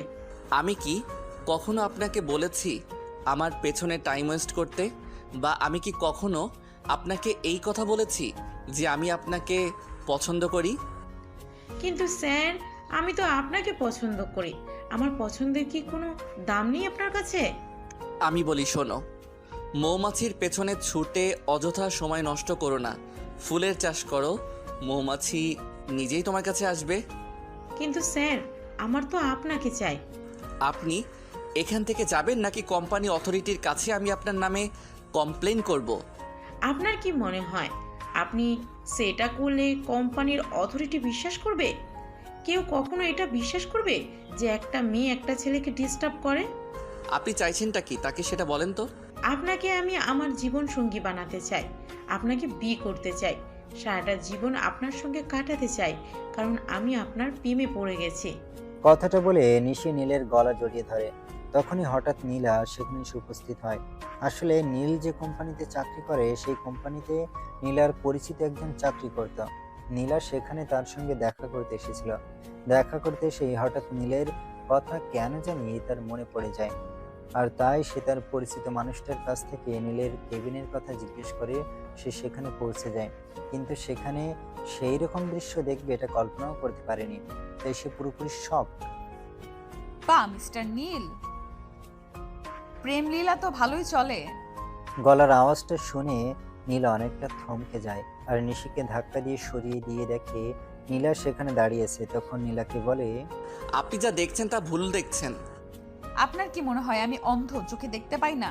অফিসে কাজ করতে আছেন নাকি লুতুর পুতুর করতে আসেন? নীলা, আমি আবার আপনাকে বলছি, আপনি যা দেখেছেন এবং যা বলছেন তা সম্পূর্ণই ভুল। আমি এরকম কোনো কিছুই করিনি। আমি আমার নিজের চোখে কখনোই অবিশ্বাস করি না। আপনি বুকে হাত দিয়ে বলতে পারবেন এই মেয়েটা আপনাকে জড়িয়ে ধরেছিল না? কিন্তু আমি কি তাকে জড়িয়ে ধরেছিলাম? দেখুন, আমি সেই সব বিষয়ে মাথা ঘামাতে চাই না। আসলে এখানে একটা কাজে এসেছিলাম, তাই ভেবেছিলাম আপনার সঙ্গে একবার দেখা করে আপনাকে সরি বলে যাব। কিন্তু এখানে এরকম দৃশ্য থাকবে সেটা আমি কল্পনাও করিনি। যাই হোক, চালিয়ে যান। কথাটা বলে নীলা সেখানে আর এক মুহূর্ত দেরি না করে সেখান থেকে বের হয়ে চলে গেল। তখন নীল নিশির গালে ঠাস করে একটা থাপ্পড় মেরে বলতে লাগলো, আপনি মানুষ নাকি অন্য কিছু? স্যার, আপনি এটা কি করলেন? আপনি বাইরের একটা মেয়ের জন্য আমার গায়ে হাত তুললেন? Just shut up. মুখ সামলে কথা বলুন। নীলা বাইরের মেয়ে নয়, সে আমার ভাবির আপন বোন। আপনি জানেন আপনি আজ যেটা করেছেন সেটার জন্য আমাকে কেমন পরিস্থিতির মুখোমুখি হতে হবে? নীলা যদি এই বিষয়টা পরিবারের সবার সঙ্গে বলেন তাহলে আমার মান ইজ্জত বলতে কোনো কিছু থাকবে? সেটা করলে তো আমাদের দুজনের জন্যই আরেকটু সুবিধা হয়, কারণ আপনার পরিবার হয়তো সহজে এই বিষয়টা মেনে নিতে পারবে। I say get out, just get out. আমি আপনার চেহারাটা দর্শন করতে চাইছি না। তখন নিশি আর কোনো কথা বলল না, চুপচাপ গালে হাত রেখে সেখান থেকে বের হয়ে চলে গেল। আর নীল মাথায় হাত দিয়ে ভাবতে লাগলো কি থেকে কি হয়ে গেল। তখন নিশি আর কোনো কথা না বলে চুপচাপ গালে হাত রেখে সেখান থেকে বের হয়ে চলে গেল। আর নীল মাথায় হাত রেখে ভাবতে লাগলো কি দেখে কি হয়ে গেল। এমনিতেই নীলা তার উপর ক্ষেপে আছে, এখন আবার সে যদি এইসব বিষয় বাসায় গিয়ে প্রকাশ করে তাহলে তো মান ইজ্জত বলতে আর কোনো কিছুই থাকবে না। তাই নীল সঙ্গে সঙ্গে তার ভাবিকে ফোন দেয়। ভাবি, একটা কাজ করো তো, তুমি তোমার ছোট বোনের নাম্বারটা এক্ষুনি আমাকে হোয়াটসঅ্যাপ করো তো, আমার ইমার্জেন্সি দরকার আছে। ঠিক আছে, সেটা নয় বুঝলাম, কিন্তু তুমি তো আজকে সকালেই তাকে ঝগড়া করে আমাদের বাড়িতে থেকে বের করে দিলে, এখন আবার কি দরকার? ভাবি প্লিজ, তুমি এত প্রশ্ন করো না। আমি তোমাকে যেটা করতে বলছি তুমি সেটাই করো। তুমি এক্ষুনি তোমার বোনের নাম্বারটা আমাকে হোয়াটসঅ্যাপ করো। তখন নীলের ভাবি আচ্ছা ঠিক আছে কথাটা বলে ফোনটা কেটে দেয়। আর কিছুক্ষণের মধ্যে নীলার ফোন নাম্বার নীলের হোয়াটসঅ্যাপে পাঠিয়ে দেয়। নীল ফোন নাম্বারটা পেয়ে সঙ্গে সঙ্গে সেই নাম্বারে ফোন করে, কিন্তু অপরিচিত নাম্বার থেকে ফোন এসেছে এটা ভেবে নীলা ফোনটা তুলল না। সে তার মতো করে ফোনটা সাইলেন্ট করে রেখে দিল, কিন্তু আধা ঘন্টা পর সেই ফোনটা হাতে নিয়ে দেখে অনেকগুলো মিসড কল। তাই সে কল ব্যাক করে। হ্যালো, আসসালামু আলাইকুম, কে বলছেন? ওয়ালাইকুম আসসালাম, আমি নীল বলছি। আপনি প্লিজ ফোনটা কাটবেন না, আমি আপনার সঙ্গে একটু কথা বলতে চাই। আপনি আমার নাম্বার কোথায় পেলেন? আমি যতদূর জানি আমার নাম্বার তো আপনার জানবার কথা নয়। আমি সব কিছু আপনাকে পরে বলছি, আপনি বলুন আপনি কোথায় আছেন। আমি কোথায় আছি না আছি সে সব কিছু জেনে আপনার বিশেষ কোনো লাভ নেই বলে আমি মনে করি। কিন্তু আমার আপনাকে দরকার, প্লিজ। আমি আপনাকে রিকোয়েস্ট করে বলছি, আপনি কোথায় আছেন সেটা প্লিজ আমাকে বলুন। তখন নীলা তার ঠিকানা দেয়। কিছুক্ষণের মধ্যে নীল সেখানে পৌঁছে যায়। নীল আর নীলা দুজনের একটা রেস্টুরেন্টের সামনাসামনি বসে আছে, কিন্তু কেউ কোনো কথা বলছে না, আবার কোনো খাবারও অর্ডার করছে না। আর তখনই ওয়েটার এসে বলে, এক্সকিউজ মি ম্যাম, আপনারা কি কিছু অর্ডার করবেন? আমার জন্য একটা কোল্ড কফি দিন। উনি কিছু নেবেন কিনা ওটা ওনাকেই জিজ্ঞেস করুন। আমার জন্য ও একটা কোল্ড কফি নিয়ে আসেন, অন্য কিছু লাগবে না। তখন ওয়েটার সেখান থেকে চলে যায়। আর কিছুক্ষণ পর তাদের কফি এসে যায়। কফি খেতে খেতে নীলা বলে, কি বলবেন এক্ষুনি বলুন, আমার তাড়া আছে, এখানে বসে থাকলে চলবে না। দেখুন, আপনি যেটা দেখেছেন সেটা ভুল। আপনি প্লিজ এই বিষয়ে কাউকে কোনো কিছু বলবেন না। আমি এই বিষয়ে কাউকে কোনো কিছুই বলবো না। সেটা নিশ্চিত থাকতে পারেন, কিন্তু এটা আমি কোনোভাবে বিশ্বাস করতে পারবো না। যেটা আমি দেখেছি সেটা ভুল ছিল। প্লিজ নিলাম, বিলিভ মি, এটা সম্পূর্ণ ভুল। তুমি আমায় ভুল বোঝো না। এই যে মিস্টার, আমার ভুল বোঝা না বোঝায় আপনার কি এমন আসে যায়, যার জন্য আপনি 7 সমুদ্র নদী পার করে আমার নাম্বার জোগাড় করে আমাকে এখানে ডেকে এনেছেন? কি আসে যায় না যায় সেটা বলতে পারবো না, কিন্তু বলতে পারবো শুধু তুমি যেটা দেখেছো সেটা ভুল দেখেছো, এর একটু সত্যি নয়। ওয়েট ওয়েট, আপনি আমাকে তুমি করে কেন বলছেন? আমি তো সেটাই বুঝতে পারছি না। ও, আই এম সরি, আসলে ওটা ভুলে বলে ফেলেছি। যাই হোক, প্লিজ বিলিভ মি, ওটা ভুল ছিল। কিন্তু নীলা তখন নীলের কোনো কথা না শুনে চুপচাপ সেখান থেকে উঠে চলে গেল। এভাবে চলে গেল 2-3 দিন। ইতিমধ্যে নীল অনেকবার নীলাকে ফোন করেছে, কিন্তু নীলা কোনোভাবেই তার ফোন তুলছে না। তাই শেষ সিদ্ধান্ত নেই, সঙ্গে দেখা করতেই হবে, প্রয়োজন হলে তাদের বাড়িতে যাবে। এদিকে অফিসের অ্যাসিস্ট্যান্টও আজ 3 দিন ধরে অফিসে আসছে না। এর কারণ কি কিছুই বুঝতে পারছে না নীল। কিন্তু আজ সকালবেলা যখন অফিসে ঢুকলো তখনই দেখলো তার অ্যাসিস্ট্যান্ট অফিসে। তাই সে তার অ্যাসিস্ট্যান্টকে অফিসে আসতেই নিজের কেবিনে ডেকে নিল। কি ব্যাপার মিস নিশি, কোনো সমস্যা হয়েছে নাকি? আপনি আজ 3 দিন ধরে অফিসে আসছেন না কেন? আমি আপনার নাম্বার ডায়াল করেছিলাম, সুইচড অফ বলছিল। সেদিন হাত থেকে ফোনটা পড়ে গিয়ে ভেঙে গেছে, আর আমিও ওয়াশরুমে পড়ে গিয়ে কোমরে ব্যথা পেয়েছিলাম, তাই এই কদিন আসতে পারিনি। তখন নীল আর কোনো কথা না বলে নিজের কেবিনে চলে গেল আর কাজ করতে থাকলো। লাঞ্চ টাইম হবে হবে এমন সময় নিশি নীলের কেবিনে গেল। নীল তার ল্যাপটপে কাজ করছিল, এমন সময় নিশি হঠাৎ তাকে পিছন থেকে জড়িয়ে ধরে, আর সেটাই নীল অনেকটা ভয় পেয়ে যায়। তখন নীল পিছনে ফিরে তাকিয়ে নিশিকে দেখতে পেয়ে বলে, আরে, আপনি এখানে আসলেন কেন? Neel, please will you marry me? Miss Nishi, are you seriously mad? আপনি সেদিন যেটা করেছেন সেটার জন্য নীলা আমাকে ভুল বুঝেছে।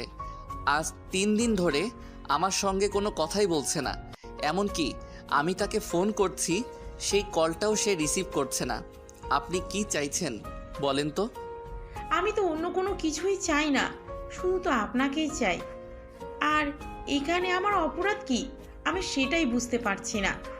আপনার অপরাধ একটাই, যে আমি আপনাকে ভালোবাসি না, আর ভালোবাসা একতরফা হয় না।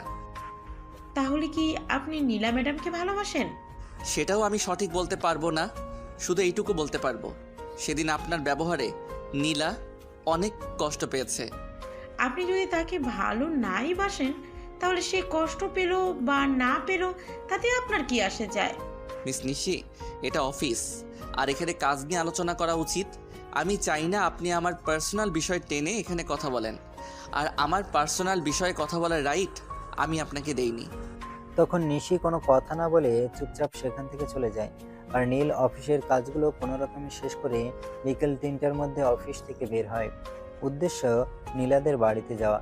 সে অফিস থেকে বের হয়ে সোজা একটা ফুলের দোকানে চলে গেল, কারণ সে খুব ভালো করেই জানে নীলা তার উপর রাগ করে আছে, আর নীলার রাগ ভাঙানোর জন্য ফুলের কোনো ব্যতিক্রম নেই।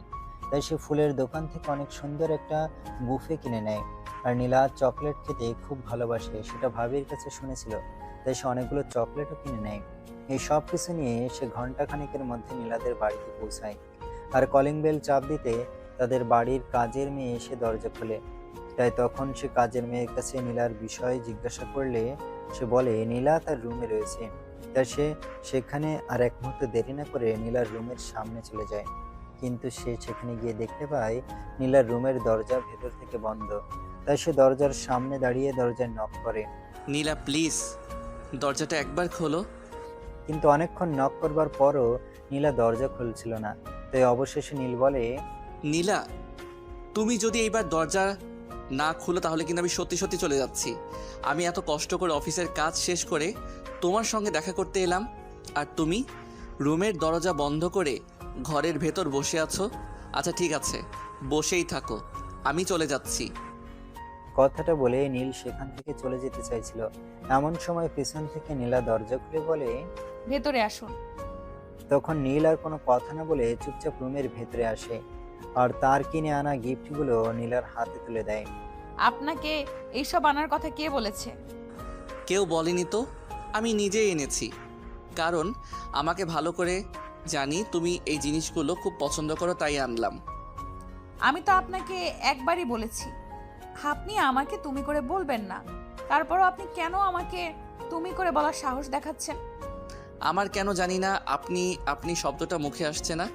আমি তোমাকে আপনি আপনি করে বলতে পারছি না। আচ্ছা ঠিক আছে, এখন বলুন আপনি এখানে কেন এসেছেন? তোমার সঙ্গে দেখা করতে এসেছি। আচ্ছা যাই হোক, যদি কিছু মনে না করো আমাকে একটা কফি খাওয়াতে পারবে? তখন নীলা হ্যাঁ বা না কোনো উত্তর না দিয়ে রুম থেকে বের হয়ে নিচে চলে যায় এবং নীলের জন্য এক কাপ কফি বানিয়ে নিয়ে আসে।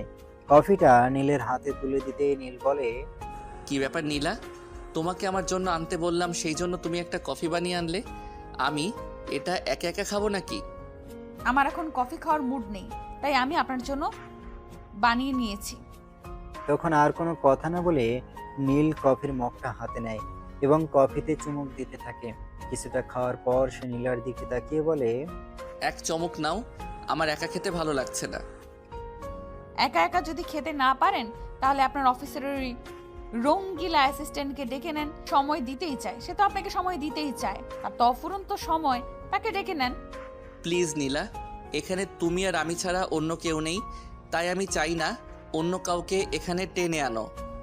তখন নীলা আর কোনো কথা না বলে চুপচাপ বসে থাকে আর নীল তখন কফির মগটা নীলার মুখের সামনে তুলে ধরে। নীলা মুখ খুলে কিছু একটা বলতে চাইছিল, তখনই নীল মগ থেকে কিছুটা কফি নীলার মুখে ঢেলে দেয়। কফিটা খুবই গরম ছিল, মুখে থাকলে জিহ্বা পুড়ে যেতে পারে, তাই নীলা কিছু না বলে কফিটা গিলে আর তারপর বলে, এটা কি করলেন আপনি? তোমাকে তো আমি বললাম যে আমার একা খেতে মন চাইছে না, তাই তো একটু তোমাকে খাইয়ে দিলাম, আর বাকিটা আমি খেয়ে নেব। কথাটা বলে আর কোনো উত্তরের অপেক্ষা না করে নীল কফিটা শেষ করে নেয়। তারপর নীলাকে বলে, নীলা বেরোবে একটু আমার সাথে?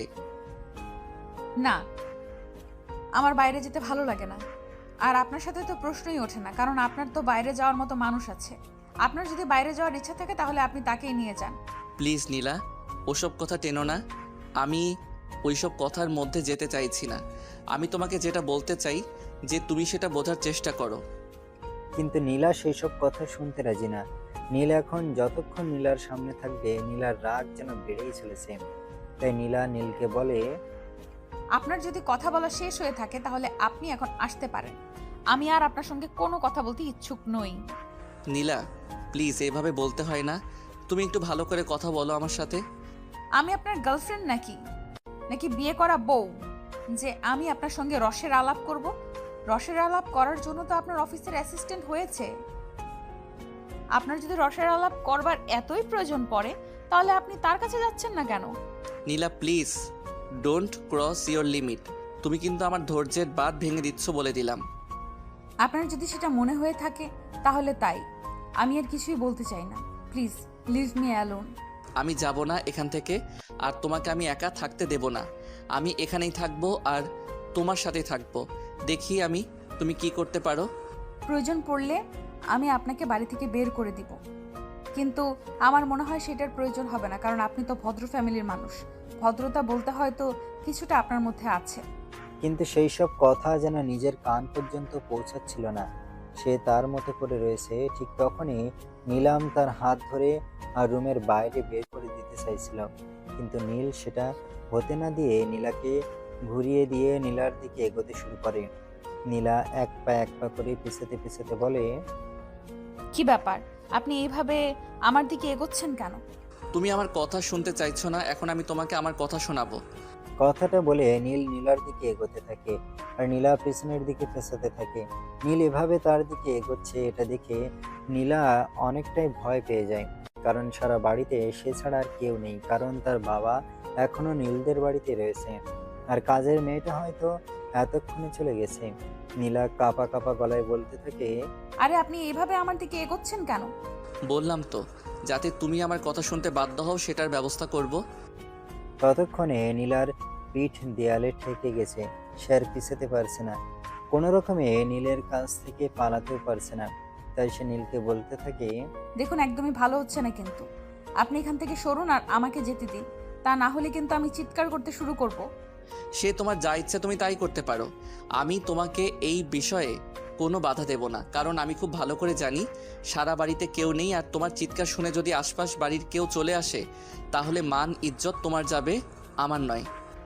তখন নীলা মনে মনে ভেবে নিল সেটা একদম ঠিক কথাই বলছে, কারণ আশেপাশের মানুষ চলে আসলে তার মান ইজ্জত বলতে কোনো কিছুই থাকবে না। কারণ নীলকে এখানকার কেউ চেনে না, তাই সে নীলকে রিকোয়েস্ট করে বলতে থাকে। প্লিজ, আমি আপনাকে রিকোয়েস্ট করে বলছি আপনি এখান থেকে চলে যান। নীল ততক্ষণে তার একদম কাছাকাছি চলে গেছে। নীল আর তার মাঝে 1 ইঞ্চিও ফারাক নেই, এতটাই কাছাকাছি। নীলা ততক্ষণে নিজের চোখ বন্ধ করে নিয়েছে আর আল্লাহর নাম জপ করছে, কারণ সে ভাবতেই পারছে না তার সঙ্গে কি হতে চলেছে। এদিকে নীল এই বিষয়টা একদম এনজয় করছে। নীলার এতটাই কাছে চলে গেছে, নীলার বুকের ধড়ফড়ানি সে স্পষ্ট শুনতে পাচ্ছে। ভয়ে নীলার ঠোঁটগুলো কাঁপছে। নীলের মন চাইছে একবার আলতো করে তার ঠোঁটে একটু ভালোবাসার পরশ এঁকে দিতে, কিন্তু সে পরক্ষণেই ভাবছে এটা করা ঠিক হবে না। তখন নীল তার হাতের আঙুলটা নীল আর তুই ঠোঁটের উপর রেখে বলতে থাকে। কি ব্যাপার ম্যাডাম, এবার আমার কথা শুনবে নাকি একটু আদর করে দেব? কি বলবেন বলেন। আমি আপনার সব কথা শুনতে রাজি আছি। তোতলাতে তোতলাতে নীলা এই কথাগুলো বলছে, সেটা দেখে নীলের প্রচন্ড হাসি পাচ্ছে। তাই সে হেসে দিয়েই বলতে লাগলো। আসলে এভাবেই হয়তো কুকুরের বাঁকা লেজ সোজা করতে হয়, তাই না? আপনি কি আমার সঙ্গে মজা করছেন নাকি? সিরিয়াসলি ডার্লিং, আমি তোমার সঙ্গে মজা করতে যাব কেন? তাহলে আপনি এইভাবে হাসছেন কেন? এখানে হাসার কি হলো? আমি তো সেটাই বুঝতে পারছি না। এইদিকে ভয়ে আমার কলিজা শুকিয়ে যাচ্ছে আর আপনি হাসছেন। আচ্ছা বাদ দাও ওসব কথা, এখন তুমি আমার সঙ্গে বাইরে যাচ্ছ কিনা সেটাই বলো। আচ্ছা ঠিক আছে, আমি যাব আপনার সঙ্গে। তখনই নীল বলতে থাকে, এইভাবে যাওয়া হবে না, নীলাকে একটা শাড়ি পরতে হবে। এরপর সে নীলাকে নিয়ে ঘুরতে বের হবে। কিন্তু নীলা তাতে সম্পূর্ণ অমত পোষণ করলো, কারণ সে শাড়ি পরতেই জানে না। তাই নীল তাকে বলে। কোনো সমস্যা নেই ডার্লিং, আমি তোমাকে শাড়ি পরিয়ে দেব। আমি অনেক সুন্দর করে শাড়ি পরাতে জানি। মাথা কি আপনার খারাপ হয়েছে নাকি আমার খারাপ হয়েছে? আমি তো সেটাই বুঝতে পারছি না। আপনি ভাবলেন কি করে যে আমি আপনার থেকে শাড়ি পরবো? সমস্যা এটাই যে আমি আপনার থেকে কোনোভাবেই শাড়ি পরবো না। তাতে কি হয়েছে? এখানে তো তুমি আর আমি ছাড়া অন্য কেউ নেই। কিন্তু দেখবে না যে আমি তোমাকে শাড়ি পরিয়ে দিচ্ছি, তাহলে সমস্যাটা কোথায়? একদমই নয়। আচ্ছা ঠিক আছে, তবে আপনার চোখ বন্ধ করে আমাকে শাড়ি পরিয়ে দিতে হবে। ওকে মাই ডিয়ার, কিন্তু তোমাকে শাড়ি পরে আমার সঙ্গে বের হতে হবে। তখন নীলা আলমারি থেকে একটা শাড়ি বের করে এবং ওয়াশরুমে গিয়ে পেটিকোট আর ব্লাউজ পরে আসে। আর রুমে এসে নীলের চোখ দুটো বেঁধে দেয় আর নীলকে বলে শাড়ি পরিয়ে দিতে। তখন নীল হাতের ইশারায় শাড়ি পরাতে শুরু করে। শাড়ি পরানো প্রায় শেষ, আঁচলটা ঠিক করে দিতে যাবে অমনি হঠাৎ নীলের হাত চলে যায় নীলার বুকের ওপর। আর নীল নিজেকে কন্ট্রোল করতে না পেরে একটু চেপে ধরে। হাজার হোক সে একটা পুরুষ মানুষ আর একটা মেয়েকে ফাঁকা বাড়িতে পেয়েছে বলে কথা। নীলা তখনই কেঁপে ওঠে আর ধাক্কা দিয়ে নীলকে সরিয়ে দিয়ে বলে।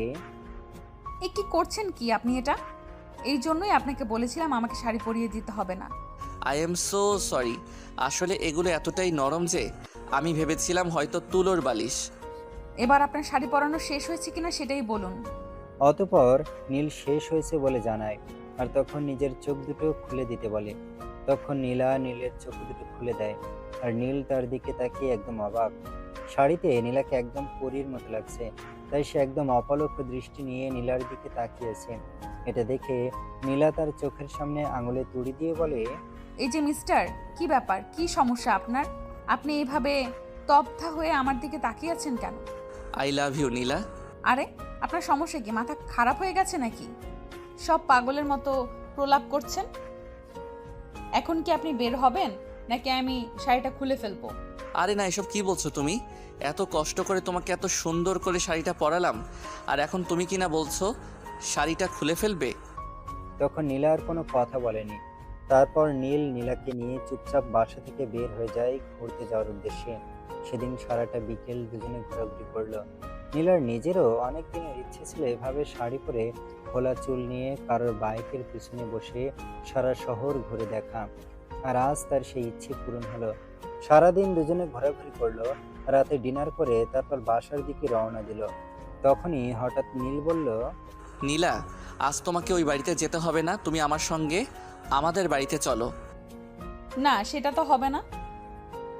সেদিন আপনি আমাকে এত অপমান করে আপনাদের বাড়ি থেকে বের করে দিলেন, এখন তো আমি কোনোভাবেই ওই বাড়িতে যাব না। তখন নীল অনেক রিকোয়েস্ট করে বলার পরও নীলাম ওই বাড়িতে যাওয়ার জন্য রাজি হলো না। তাই অবশেষে নীল বাধ্য হয়ে নীলাকে তাদের বাড়িতেই রেখে আসলো, আর সে নিজের বাড়িতে চলে আসে। বাড়িতে পৌঁছাতে পৌঁছাতে তার রাত প্রায় 12টার মতো বেজে গেছিল। ড্রয়িং রুমে বসে তার মা তার জন্য অপেক্ষা করেছিল। এমন সময়ে সে বাড়ির ভিতরে প্রবেশ করতেই তার মা তাকে জিজ্ঞাসা করে, কি ব্যাপার, তুমি এতক্ষণ কোথায় ছিলে? আর আমি সেই কখন থেকে তোমাকে ফোন করছি, তুমি ফোন তুলছে না কেন? তখন নীল মোবাইলটা বের করে দেখে আসলেই তার মা তাকে অনেকগুলো কল করেছিল, কিন্তু মোবাইলটা সাইলেন্ট থাকার কারণে সে বুঝতে পারেনি। তাই সে তার মাকে বলে, আই এম সো সরি, আসলে আমি একটু ব্যস্ত ছিলাম, তাই তুমি আমাকে কল করেছো সেটা বুঝতে পারিনি। আচ্ছা ঠিক আছে, কোনো সমস্যা নেই, এখন খেতে এসো। আমি তোমার খাবারটা গরম করে আনছি, 5 মিনিটের মধ্যে ফ্রেশ হয়ে চলে আসবে কিন্তু। মা, তোমাকে আর কষ্ট করে আমার জন্য খাবার গরম করতে হবে না, আমি বাইরে থেকে খেয়ে এসেছি, কোনো চিন্তা নেই। এরকম তো আজকের আগে কখনো হয়নি যে তুমি বাইরের খাবার খেয়েছো। আজ হঠাৎ তোমার কি হলো? তুমি একেবারে ডিনার সেরে তারপর এসেছো? তখন নীল কোনো রকমে তার মাকে 7 পাশে বুঝিয়ে সেখান থেকে কেটে পড়ে। আসলে সে সত্য কথাটা এখনই কাউকে জানাতে চায় না। রুমে সে ফ্রেশ হয়ে শুতে যাবে, তখনই মনে পড়লো একবার নীলাকে ফোন দিয়ে জানিয়ে দেওয়া প্রয়োজন সে বাড়িতে চলে এসেছে। তাই এসে মোবাইলটা বের করে এবং নীলার নাম্বারে ডায়াল করে। কি ব্যাপার, শুয়ে পড়েছিলাম, এখন আবার ফোন করলেন কেন? ও, আই এম সরি, আসলে আমি মাত্রই বাড়িতে এসে পৌঁছেছি, তাই খবরটা জানানোর জন্য ফোন করেছিলাম। ভেবেছিলাম তুমি হয়তো টেনশন করবে, কিন্তু তুমি তো দেখছি দিব্যি আছো। হ্যাঁ, এতে টেনশন করার কি আছে? আমি তো সেটাই বুঝতে পারছি না। আচ্ছা ঠিক আছে, ঘুমাও তাহলে, রাখছি এখন। কথাটা বলে নীল ফোনটা কেটে দেয়। ফোনটা কেটে দিয়ে সে নিজেও ঘুমিয়ে পড়ে। আর পরের দিন সকালবেলা যখন ঘুম ভাঙে তখন অলরেডি সকাল 9টা বেজে গেছে, আর 10টায় তার অফিস। সেও ঘুম থেকে উঠেই তাড়াহুড়ো করে অফিসের জন্য রেডি হয় আর নিচে আসে। নিচে এসে সে তার মাকে ডাকতে শুরু করে। মা, ও মা, কোথায় তুমি? তাড়াতাড়ি আমার নাস্তা দাও, আমার অফিসে টাইম হয়ে গেছে, এক্ষুনি আমাকে বের হতে হবে।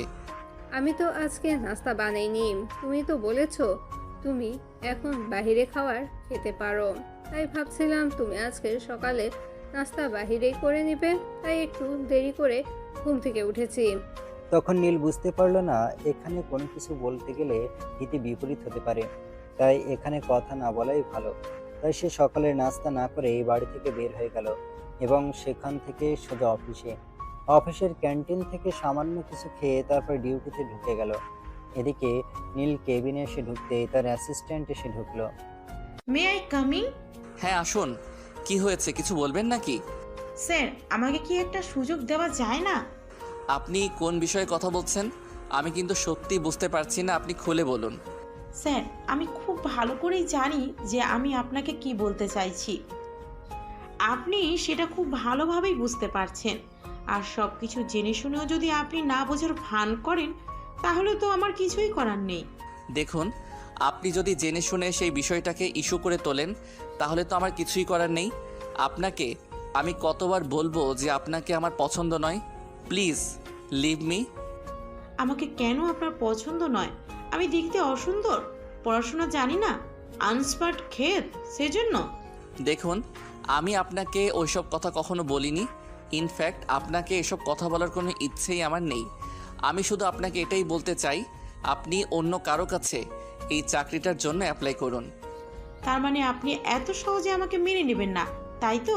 আচ্ছা ঠিক আছে, কোনো সমস্যা নেই। আপনাকে পাওয়ার জন্য আমাকে যা করতে হয় আমি তাই করতে প্রস্তুত। মিস নিশি, আপনি কি আমাকে থ্রেট করছেন নাকি? আমি তো সেটাই বুঝতে পারছি না, আপনি আসলে কি বোঝাতে চাইছেন? যেটা বোঝানো সেটা সময় হলে বুঝিয়ে দেব। এখন আমি আসছি। কথাটা বলে নিশি সেখান থেকে বের হয়ে চলে যায়। আর নীল এইসব চিন্তা মাথা থেকে ঝেড়ে ফেলে দিয়ে নিজের মতো করে নিজের কাজ করতে শুরু করে, কারণ এইসব চিন্তা করে মাথা ঘামানোর মতো সময় তার হাতে নেই। তার এখন কাজ করার সময়। আর অফিসের গুরুত্বপূর্ণ একটা প্রজেক্ট নিয়ে কাজ করছে সে, তাই এসব চিন্তা মাথায় থাকলে হয়তো সেই প্রজেক্টের কাজে সমস্যা হতে পারে। আর এই প্রজেক্ট ঠিকঠাকভাবে করতে না পারলে তার চাকরি নিয়েও টানাটানি হতে পারে। এদিকে কাজ করতে করতে লাঞ্চ টাইম হয়ে যায়। নীল লাঞ্চ করতে যায়, আর লাঞ্চ শেষ করে সে নীলাকে একটা ফোন দেয়। হ্যালো মাই ডিয়ার, কি অবস্থা, কেমন আছো? এই তো আছি ভালোই, কিন্তু আমাকে এসব কথা বলার মানেটা কিন্তু সেটাই বুঝতে পারছি না। সব কিছু সব সময় বুঝতে হয় না জান পাখি, কিছু কিছু জিনিস ছেড়ে দিতে হয়। এই সেমিস্টার আস্তে আস্তে কথা বলেন। আপনি এসব কি বলছেন? আমি তো কিছুই বুঝতে পারছি না। আপনি আমাকে জান পাখি, মাই ডিয়ার এসব কেন বলছেন? তখন নীল নীলার এইসব কথার উত্তর না দিয়ে কথা ঘুরিয়ে অন্য প্রসঙ্গে চলে যায়, আর নীলাকে বলতে থাকে, আগামী সপ্তাহে আমাকে একটু অফিসের কাজে দেশের বাইরে যেতে হবে। অফিসের কাছে যেতে হবে সেটা যাবেন, কিন্তু এইসব কথা আপনি আমাকে কেন বলছেন? আমি তো সেটাই বুঝতে পারছি না। আচ্ছা দেখো, তুমি তো খুব ভালো করেই জানো যে এখানে আমার তেমন কোনো বন্ধু নেই, কারণ আমি বিদেশ থেকে পড়াশোনা করে এসেছি, আর ছোটবেলা থেকেও কারোর সঙ্গে তেমন একটা মিশতাম না। হ্যাঁ, সেটা আমি জানি, কিন্তু এখন আমি আপনার জন্য কি করতে পারি সেটাই জিজ্ঞেস করছি। আমি কি করলে আপনি খুশি হবেন? তখন নীল ইনিয়ে বিনিয়ে নীলাকে এসব ওসব কথা বলতে থাকে, আর সেটা নীলা খুব সহজেই বুঝতে পারে। আর তাই সে নীলকে বলে, আচ্ছা একটা কথা বলি, শুনুন। আমার কেন জানি না মনে হচ্ছে আপনি আমাকে কোনোভাবে ইমপ্রেস করার চেষ্টা করছেন। আমার ধারণাটা কি সত্যি? সত্যি হলে হতে পারে, কিন্তু সমস্যা কি তাতে? যদি তাই হয়ে থাকে তাহলে আমি বলবো আপনি এই পথ ছেড়ে দিয়ে অন্য পথে হাঁটুন। এই পথে হয়তো আপনার জন্য অনেক বিপদ অপেক্ষা করছে। আপনি সেই সব বিপদ অতিক্রম করতে পারবেন না। নীল বলে, কাউকে ভালোবাসতে হলে বিপদের সম্মুখীন হতে হবে, তাই বলে ভালোবাসা থেকে পিছিয়ে থাকা চলবে না।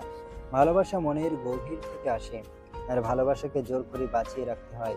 এসব কথা শুনে নীলা নীলকে বলে, আচ্ছা মশাই, আপনি এসব প্রসঙ্গ বাদ দিন। একটু দয়া করে বলুন তো, আপনি এক্স্যাক্টলি কি জন্য আমাকে ফোন করেছিলেন? আই লাভ ইউ নীলা, আমি তোমাকে ভালোবেসে ফেলেছি। যদি কারো প্রতি শূন্যতা অনুভব করাকে ভালোবাসা বলে, তাহলে আমি তোমায় ভালোবাসি। যদি কারো অনুপস্থিতিতে কাউকে কষ্ট দেয় আর সেটাকে ভালোবাসা বলে, তাহলে আমি তোমায় ভালোবাসি। যদি কাউকে সবসময় পাশে অনুভব করা না ভালোবাসা হয়, তাহলেও আমি তোমায় ভালোবাসি। শুধু একটা কথাই বলতে চাই, সর্ব অবস্থায় আমি তোমাকে ভালোবাসি। সাহেব, আমার মনে হয় আপনি সম্পূর্ণই পাগল হয়ে গেছেন। দাঁড়ান, সমস্যা নেই, আমি আপুর সঙ্গে কথা বলে আপনাকে যত দ্রুত সম্ভব পাবনায় পাঠানোর বন্দোবস্ত করছি। নীলা প্লিজ, তুমি এটাকে মজা ভেবো না, আমি কিন্তু সত্যি বলছি। আমি সত্যি সত্যি তোমাকে ভালোবেসে ফেলছি। তোমাকে ছাড়া থাকা আমার পক্ষে পসিবল নয়। Please accept me. শোনেন, আগামীকাল আমার ইউনিভার্সিটি থেকে আমি পিকনিকে যাচ্ছি কক্সবাজারে 4 দিনের জন্য। আর আমার মোবাইলটা বাড়িতে রেখে যাব, যাতে আপনি এসব ফালতু কথা বলার জন্য আমাকে ফোন দিয়ে বিরক্ত করতে না পারেন, কারণ আমি এই সময়টা আমার বন্ধুদের সঙ্গে এনজয় করতে চাই। কথাটা বলেই নীলা নীলকে আর কোনো কথা বলার সুযোগ না দিয়ে ফোনটা কেটে দেয়। আর পরের দিন নীলা সত্যি সত্যি তার ভার্সিটি থেকে পিকনিকে চলে যায়। এদিকে নীল তাকে পাগলের মতো ফোন করতে থাকে, কিন্তু কোনোভাবেই তাকে ফোনে পায় না। ফোন সুইচ অফ বলছিল। তবে কি আসলে ফোন সুইচ অফ করে পিকনিকে চলে গেছে? নীল তো অফিসের কাজে বাইরে যাওয়ার কথা মিথ্যে কথা বলেছিল। আসলে সে তো নীলাকে ইমপ্রেস করার জন্যই কথাগুলো বলেছিল। সে পাগল প্রায় হয়ে তার ভাবির কাছে ছুটে যায়। ভাবি, নীলা কোথায় আছে বলতে পারো? আমি 2 দিন ধরে থাকি ফোন করছি, কিন্তু কোনোভাবে তাকে ফোনে পাচ্ছি না। সে তো বন্ধুদের সাথে কক্সবাজার পিকনিক করতে গেছে, আর আমাকে তো বললো তার ফোন নষ্ট হয়ে গেছে, মেকানিকের দোকানে আছে। আচ্ছা, কোন হোটেলে থাকবে বা কোথায় উঠবে সেই সব কিছু বলেছে তোমাকে? না, সেই সব কিছু তো আমাকে বলেনি, কিন্তু তুমি হঠাৎ এই কথা জিজ্ঞেস করছো কেন? আমি তো কিছুই বুঝতে পারছি না। না ভাবি, সেরকম কিছু না, আমি আসছি। কথাটা বলেই নীল ভাবির রুম থেকে বের হয়ে নিজের রুমে চলে আসে। আর নিজের রুমে এসে ব্যাগপত্র গুছাতে শুরু করে। সে সব কিছু দেখে তার মা তাকে জিজ্ঞাসা করে, কি ব্যাপার নীল, কি হয়েছে? হঠাৎ করে তুই ব্যাগপত্র গুছাচ্ছিস কেন? কোথাও যাওয়ার আছে নাকি? একটু অফিসের কাজে বাইরে যাচ্ছি, ফিরতে 2 দিন দেরি হবে। কথাটা বলে নীল কোনো রকমে মাকে কাটিয়ে সেখান থেকে বের হয়ে গেল। উদ্দেশ্য কক্সবাজার। ঢাকা থেকে সোজা কক্সবাজারের একটা টিকিট করে নেয়, আর বাসে করে সোজা সেখানে চলে যায়। তারপরেই সে নীলাকে খুঁজতে শুরু করে, কিন্তু কোথাও খুঁজে পাওয়া যায় না। সে সমুদ্রের পাড়ে, হোটেলে, বিভিন্ন জায়গায় খুঁজতে থাকে। অবশেষে একটা হোটেলে এসে নীলার খোঁজ পায়। ম্যানেজারের কাছ থেকে পারমিশন নিয়ে নীল সোজা নীলার রুমে চলে যায়।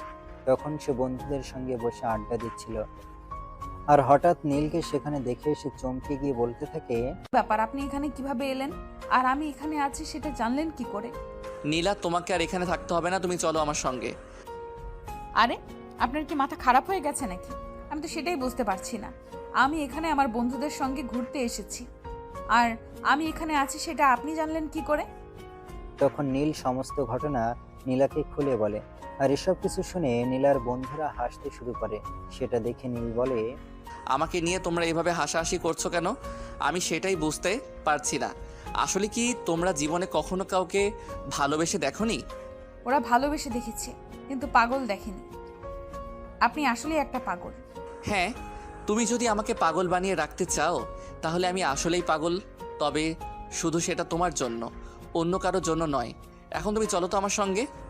তখন নীলার বন্ধুরা বলতে থাকে, নীলা এখন কোনোভাবে এখান থেকে যেতে পারবে না, কারণ তারা সবাই বাবা মায়ের সঙ্গে বলে এসেছে নীলা এখানে এসেছে বলেই তারা এসেছে।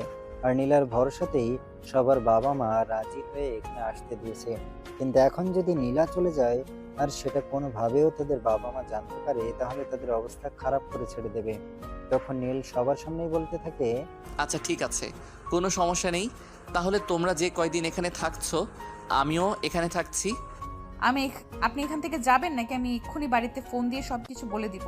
আপনি আমাকে বিরক্ত করবার জন্য এখানেও চলে এসেছেন?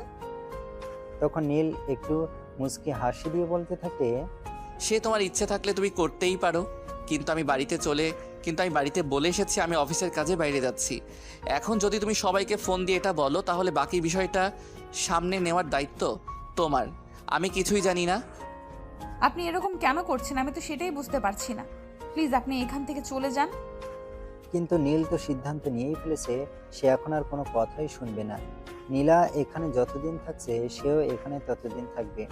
তাই সে ব্যাগ রেখে ম্যানেজারের কাছে চলে যায় আর একটা রুম তার জন্য বুকিং করে নেয়। আর এইসব কিছু দেখে নীলার বন্ধুরা নীলাকে নিয়ে হাসাহাসি করেছিল। নীলা এই বিষয়টা কোনোভাবেই মেনে নিতে পারছিল না, তাই সে নীলের কাছে যায় আর নীলকে বলে, আপনি এখানে কেন এসেছেন? তোমাকে কতবার ফোন দিয়েছি, তোমার ফোনটা সুইচ অফ কেন?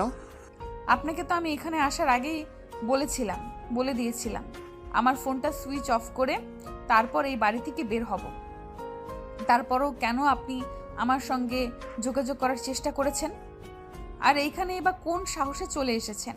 নীলা, আমি প্রতিটা মুহূর্তে তোমার অনুপস্থিতি অনুভব করি। তোমাকে ছাড়া আমি একটা মুহূর্ত থাকতে পারি না, তাই পাগলের মতো এখানে ছুটে চলে এসেছি। Please Nila, accept me. তখন নীলা তার বন্ধুদের অনেক বুঝিয়ে সুঝিয়ে নীলকে নিয়ে বাড়িতে চলে আসে। আর বাড়িতে এসে নীলা নিজেই সমস্ত ঘটনা সবাইকে খুলে বলে। সবকিছু শুনে নীলের মা নীলাকে বলে, দেখো মা, ছেলেটা তো আমার, ছেলেটার সম্পর্কে আমি কিন্তু খুব ভালো করেই জানি। তাই আমি তোমাকে রিকোয়েস্ট করব, আমার ছেলে যদি তোমাকে সত্যি ভালোবাসে থাকে তাহলে তুমি তার ভালোবাসাকে অ্যাকসেপ্ট করে নাও। আমার ছেলেটা হয়তো একটু রাগী, কিন্তু খারাপ নয়। কিন্তু আন্টি, আমার বাবা এখনো বেঁচে আছেন। আমাদের দুই ভাই বোনের একমাত্র গার্ডিয়ান হিসেবে আমি আমার বাবার পারমিশন ছাড়া কিছুই করতে পারবো না। যদিও অন্য কোনো ছেলেকে আমার পছন্দ নয় বা কোনো রিলেশনশিপেও আমি অ্যাক্টিভ নয়। ঠিক আছে মা, তুমি রাজি আছো এতেই হবে। আমি তোমার বাবার সঙ্গে কথা বলে তোমার বাবাকে রাজি করিয়ে নিব। তাছাড়া আমি খুব ভালো করেই জানি তোমার বাবা আমার ছেলের বিষয়ে কখনো অমত করবে না, কারণ আমি তোমার বোনের যখন বিয়ের সম্বন্ধ নিয়ে গিয়েছিলাম তখন তুমি নিজের চোখে দেখেছিলে তোমার বাবা এক কথাতে রাজি হয়ে গেছিল। তারপর সবাই এটাই আলোচনা করতে থাকে বিয়েটা কবে দেওয়া যায় আর কিভাবে দেওয়া যায়। আর ঠিক এমন সময় একটা কালবৈশাখীর ঝড় সেখানে এসে উপস্থিত হয়। বাহ নীল, বাহ! এতদিন ধরে আমার সঙ্গে সম্পর্ক করে এখন কিনা ভাইয়ের শালীকে বিয়ে করতে চলেছো? আরে মিস নিশা, আপনি কি বলছেন? আপনার কি মাথা খারাপ হয়ে গেছে নাকি? আর আপনি আমার বাড়ির ঠিকানা জানলেন কি করে? আপনি আমার সঙ্গে এত বড় একটা কাজ করতে পেরেছেন আর আমি আপনার বাড়ির ঠিকানা জোগাড় করতে পারবো না? এটা তো হতে পারে না। আমি কি কাজ করলাম আমি তো সেটাই বুঝতে পারছি না। আসলে আপনি কি বলতে চাইছেন আর কি বোঝাতে চাইছেন বিষয়টা একটু খুলে বলবেন? তখন নিশি সবার সামনে বলতে থাকে তার নাকি নীলের সঙ্গে দীর্ঘদিনের সম্পর্ক, আর তার পেটে নাকি নীলের সন্তান, আর এখন নাকি নীল থেকে অস্বীকার করছে। কথাটা বলতে দেরি হলো, কিন্তু নীলা সেখান থেকে উঠে গিয়ে নিশির দুই গালে ঠাস ঠাস করে দুইটা চড় বসাতে দেরি হলো না। তারপর নিশিকে নীলা বলতে থাকে, এখান থেকে বের হয়ে যাবি নাকি উষ্টা মেরে বের করে দিব? দেখুন, আপনি কিন্তু ভুল করছেন। নীলের সঙ্গে আমার সত্যি একটা সম্পর্ক রয়েছে, আর নীলের সন্তান আমার পেটে। তাই এমন কিছু করবেন না যাতে আমি আইনের দ্বারস্থ হতে বাধ্য হই। তোর যা খুশি তুই তা কর, কিন্তু এখান থেকে উষ্টা খাওয়ার আগে বের হয়ে যা। কারণ নীলের সম্পর্কে আমি খুব ভালো করেই জানি নীল কখনোই এমন কাজ করতেই পারে না। তোদের মতো মেয়েদের আমার খুব ভালো করেই জানা আছে। তুই এক্ষুনি এখান থেকে বের হয়ে যা, আমি তোর চেহারাটাও দেখতে চাইছি না। কিন্তু নিশি সেখান থেকে যেতেই চাইছে না, কারণ সে আজ পাকাপোক্তভাবে এখানে থেকে যাওয়ার জন্য এসেছে। আর এদিকে নীলাও তাকে কোনোভাবেই নীলের ভালোবাসার দখল নিতে দেবে না। তাই সে নিজেকে আবারও বলে, তুই এখান থেকে বের হবি নাকি আমি তোকে উষ্টা মেরে বের করে দেব। তখন নিশি আর কোনো উপায়ান্তর না দেখে সেখান থেকে বের হয়ে চলে গেল। আর তখন নীলার পিছনে এসে দাঁড়ালো আর নীলার কাঁধে হাত রেখে বলতে থাকলো, বাহ, তুমি পারবে নিজের ভালোবাসাকে ধরে রাখতে। হ্যাঁ, তো যখন জানি ভালোবাসাটা শুধুই আমার, তখন আমি আমার ভালোবাসা অন্য কাউকে ভালোবাসতে দেব কেন? তাহলে সেদিন তুমি আমার সঙ্গে এরকম ব্যবহার কেন করেছিলে? সেদিন তো আমি তোমাকে কত রিকোয়েস্ট করে বলেছিলাম আমার কথা একবার বিশ্বাস করবার জন্য, কিন্তু সেদিন তো তুমি কোনোভাবেই আমার কোনো কথাই শুনতে চাইছিলে না। আসলে সেদিন আমি ওই মেয়েটাকে তোমার খুব কাছাকাছি দেখে কোনোভাবেই সহ্য করতে পারছিলাম না, তাই তো এরকম বিহেভ করেছিলাম। কিন্তু এখন তো আমি বুঝতে পারলাম যে তুমি অন্য কাউকে নয়, শুধুই আমাকে ভালোবাসো। আর নিজের ভালোবাসাকে তো নিজেকে ধরে রাখতে হবে। আমি কেন এটা অন্যের হাতে তুলে দেব? আমার ভালোবাসা আমি আগলে রাখবো। সত্যি তুমি আমাকে এতটা ভালোবাসো? কেন, আমার ভালোবাসা বুঝি তোমার বিশ্বাস হয় না? হবে না কেন? যদি বিশ্বাস নাই করতাম তাহলে কি এতদিন ধরে তোমার পেছনে পাগলের মতো ছুটে বেড়াতাম? তাহলে আজ আবার আমায় একবার প্রপোজ করো তো। নীলার কথায় নীল আর এক মুহূর্ত দেরি না করে পরিবারের সবার সামনে নীলাকে আবারও প্রপোজ করলো। আর নীলা সেই প্রপোজাল অ্যাকসেপ্ট করে নীলকে তার বুকে টেনে নিল। তারপর দুজনে মিলে সূচনা করলো নতুন একটা ভালোবাসার গল্পের।